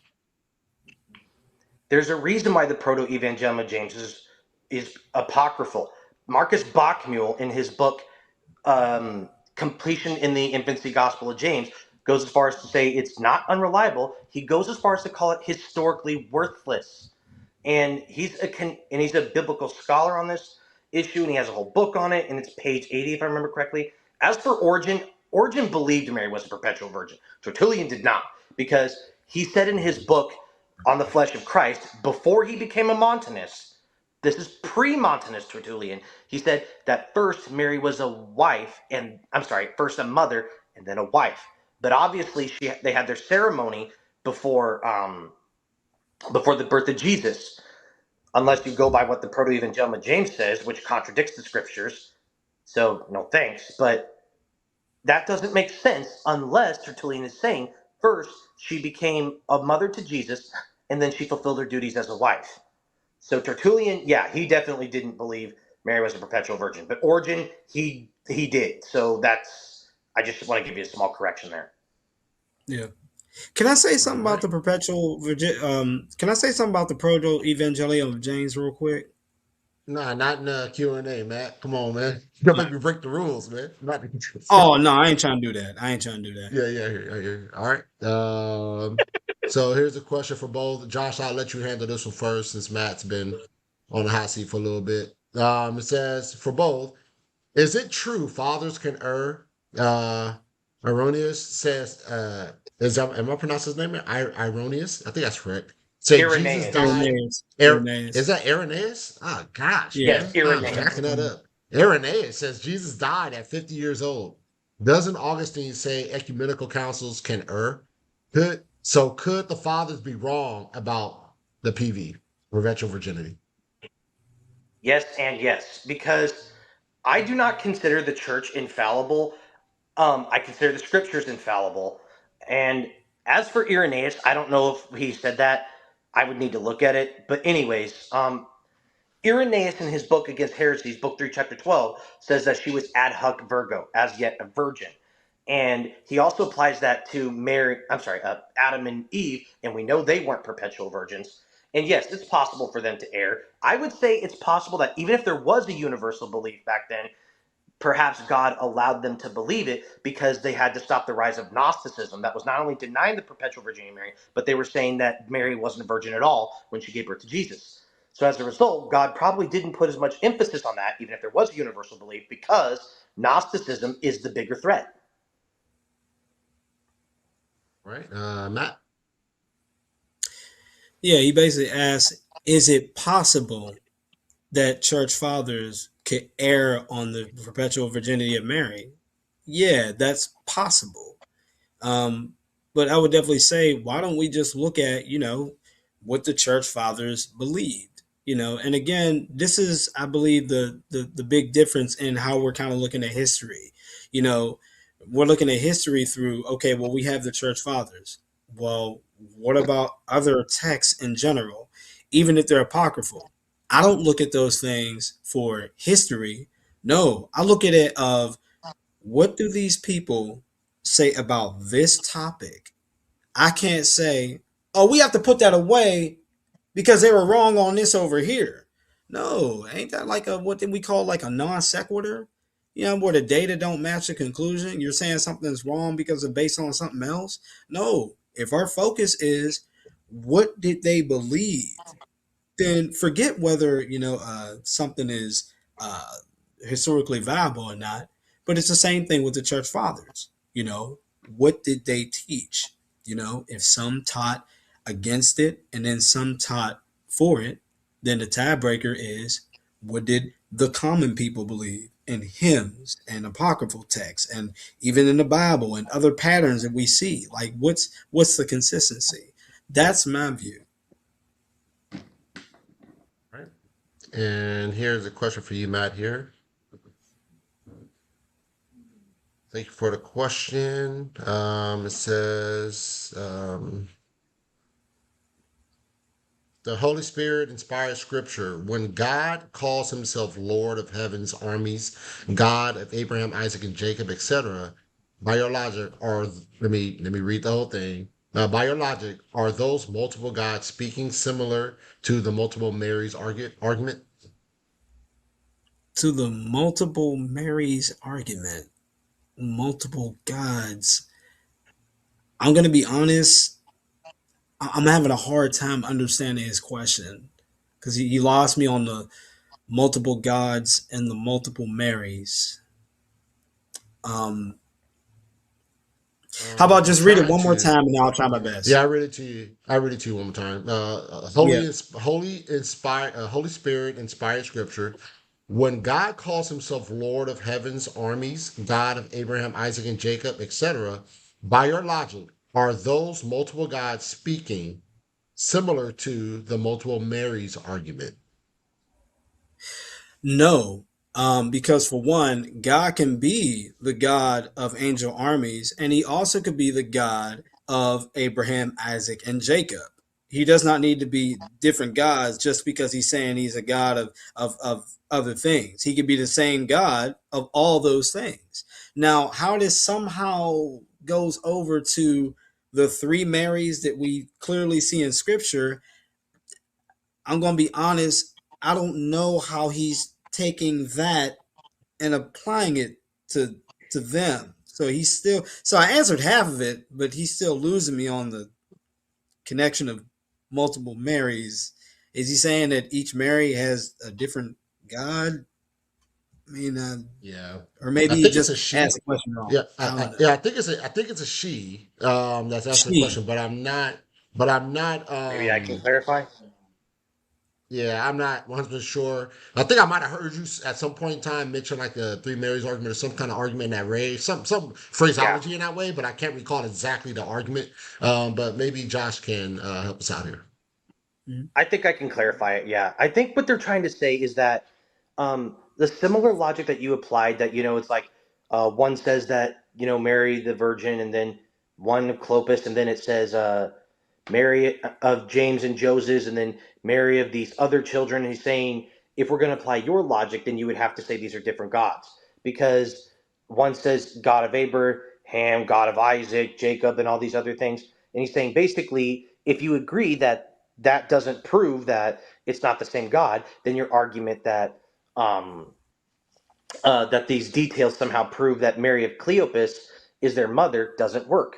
I think that's the argument they're trying to Oh make. no, that doesn't even follow. Yeah, that doesn't even follow. No. Mm. All right. I mean, I would want to respond to say anything further about John 19, but I know I can't. We have a That we have a sucks, man. I get question. it. All right, we Reminds me of have when a Derek let me Morrell add did that this one thing to. when we had that debate against what was his name again? Oh, right, I forgot. Oh, that was pretty fun.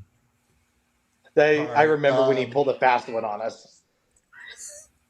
All right. Here's another question here. This question, read the whole thing here. It says, in the Bible, the giving husband, children consider the blood. Okay, so the question in the Bible, the giving a husband and wife children was considered a blessing. Example, Abraham, etc. What is the precedence that a dead womb is now a good thing? Obviously, speaking of Mary, a dead womb is now a good thing. I guess. Excellent question. Yeah, I think you guys know where she's coming from, right? Where she's going with it, right? Excellent question. No, Matt. All right. I think what I, she's getting at is that I think what she's getting at is that having children just in general is considered a blessing. Why mm-hmm. is it different? Why is it a different idea or different concept with Mary, her being a perpetual virgin, right? Why is she not? Why wouldn't it be a blessing for her to do the same thing? I guess that's what's being asked here. Well, I mean, I'm gonna give the person a lot of grace, and thinking that perhaps they asked the question the wrong way because, well, Mary Right. did give birth. So I'm like, maybe what he means is it's a blessing in the way that she get. In other words, she didn't like you know have sex and out comes Jesus. That she didn't do it that way, and I guess he's saying that's the blessed way.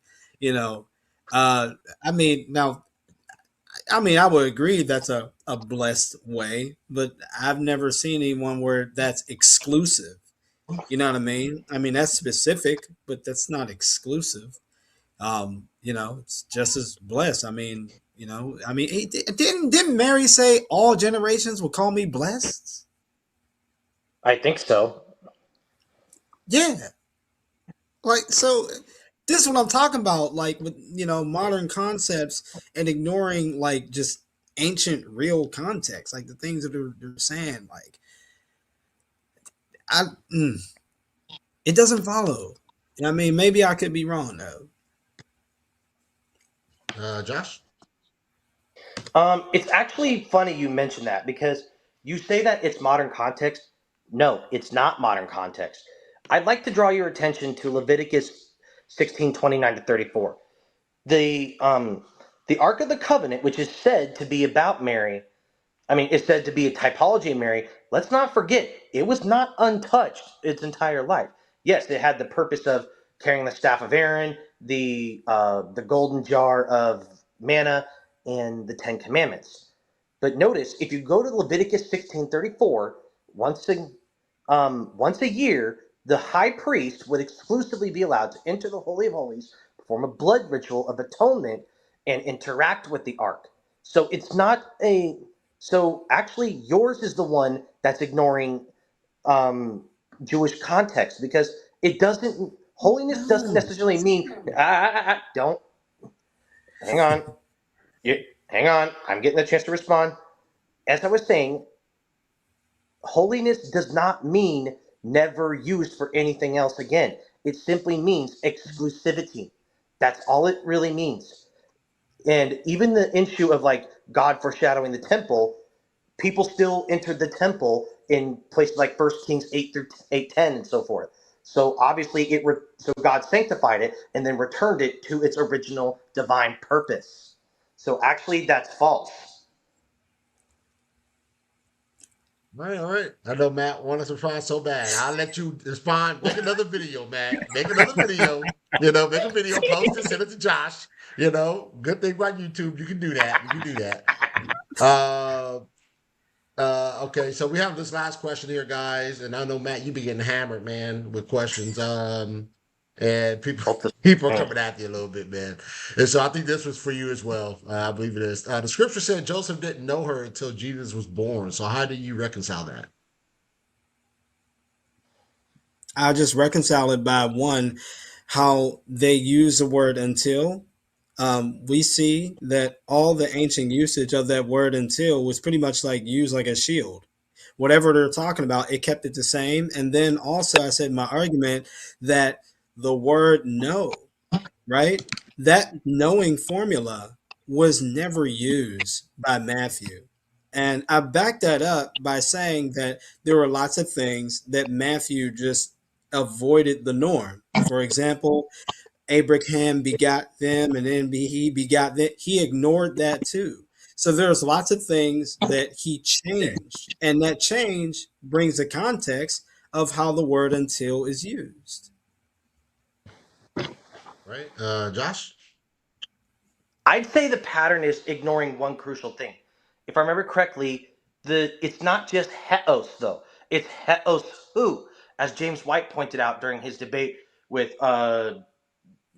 Jerry Matitix, Jerry Matitix, and Eric Svensson pointed out during his debate with Dr. Matitix. It's used about 17 times throughout the entire book of Matthew, and in pretty much every case it refers to the event actually happening. And I gave one earlier, Matthew 26:34, where it talks about this. Before, so ultimately, um, so the common usage throughout the book of Matthew, the careful doctor and the careful tax collector, uh, it would make sense that he would use who consistently in that way, and that it's harder to justify the idea that it's not um, being used to refer to that event, to a change in the temporal description. All right, guys. Well, that is the Q and A for this debate. That is the whole debate. And once again, guys, I appreciate you guys so much for the time spent in this and taking time away from your families and time away from your friends, whatever you do, and other things you could be doing. And you spent time with me on the gospel truth, man. I definitely appreciate you guys' efforts and everything, man. And I appreciate you guys every time you come on, man. Whether you guys come on together or individually. I think both of you guys have probably been on the Golf Truth at least 5 times, at the very least 5 times, a handful of times. So it's been a lot of times you guys have been on, both of you, and I think so this was my fourth time. Matt fourth Slick, time, David and yeah, Derek, David Paulman. Yeah, this was my fourth time.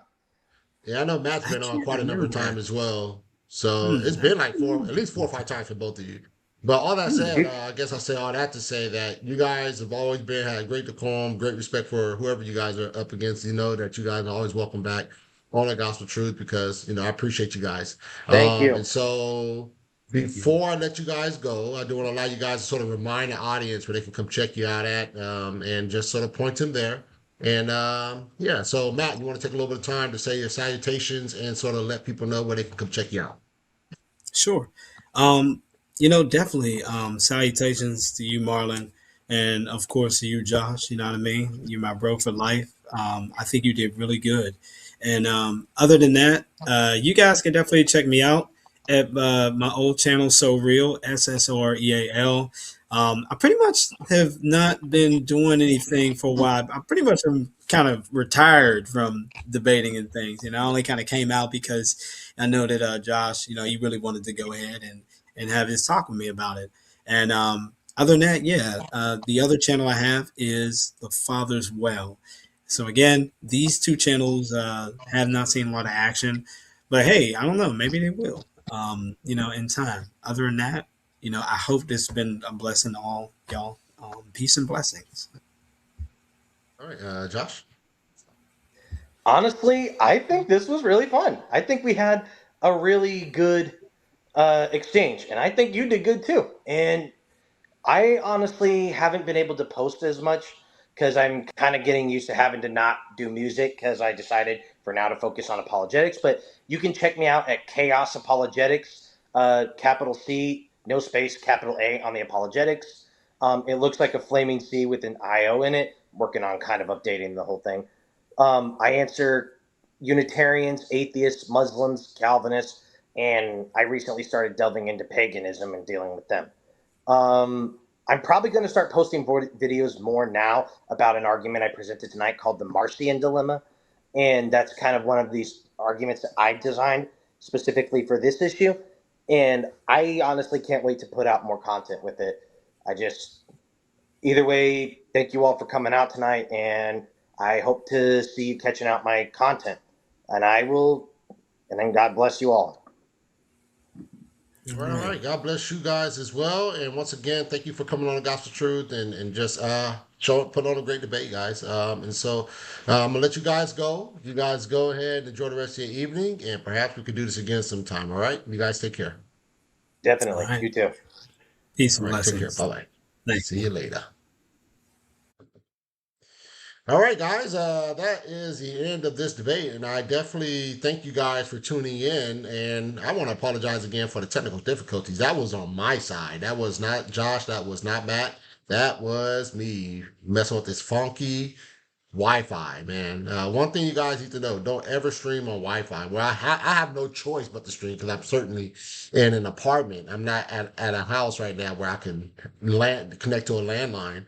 But certainly don't ever stream, preferably anyway, on Wi-Fi. You want to make sure you're hardline. But I thank you guys for sticking around throughout the technical difficulties, but I really enjoyed this debate. Once again, this is a debate that's very technical, and it could be very exhaustive, right? And so not only and exhausting, right? Mentally exhausting because there's a lot you have to dive into when you're diving into the study of Mary's perpetual virginity, right? And so whether you deny that or accept that, it's a tough subject, man. You got to be real rounded and well equipped to understand what's going on because you're not just diving scriptural, you're diving into church history as well.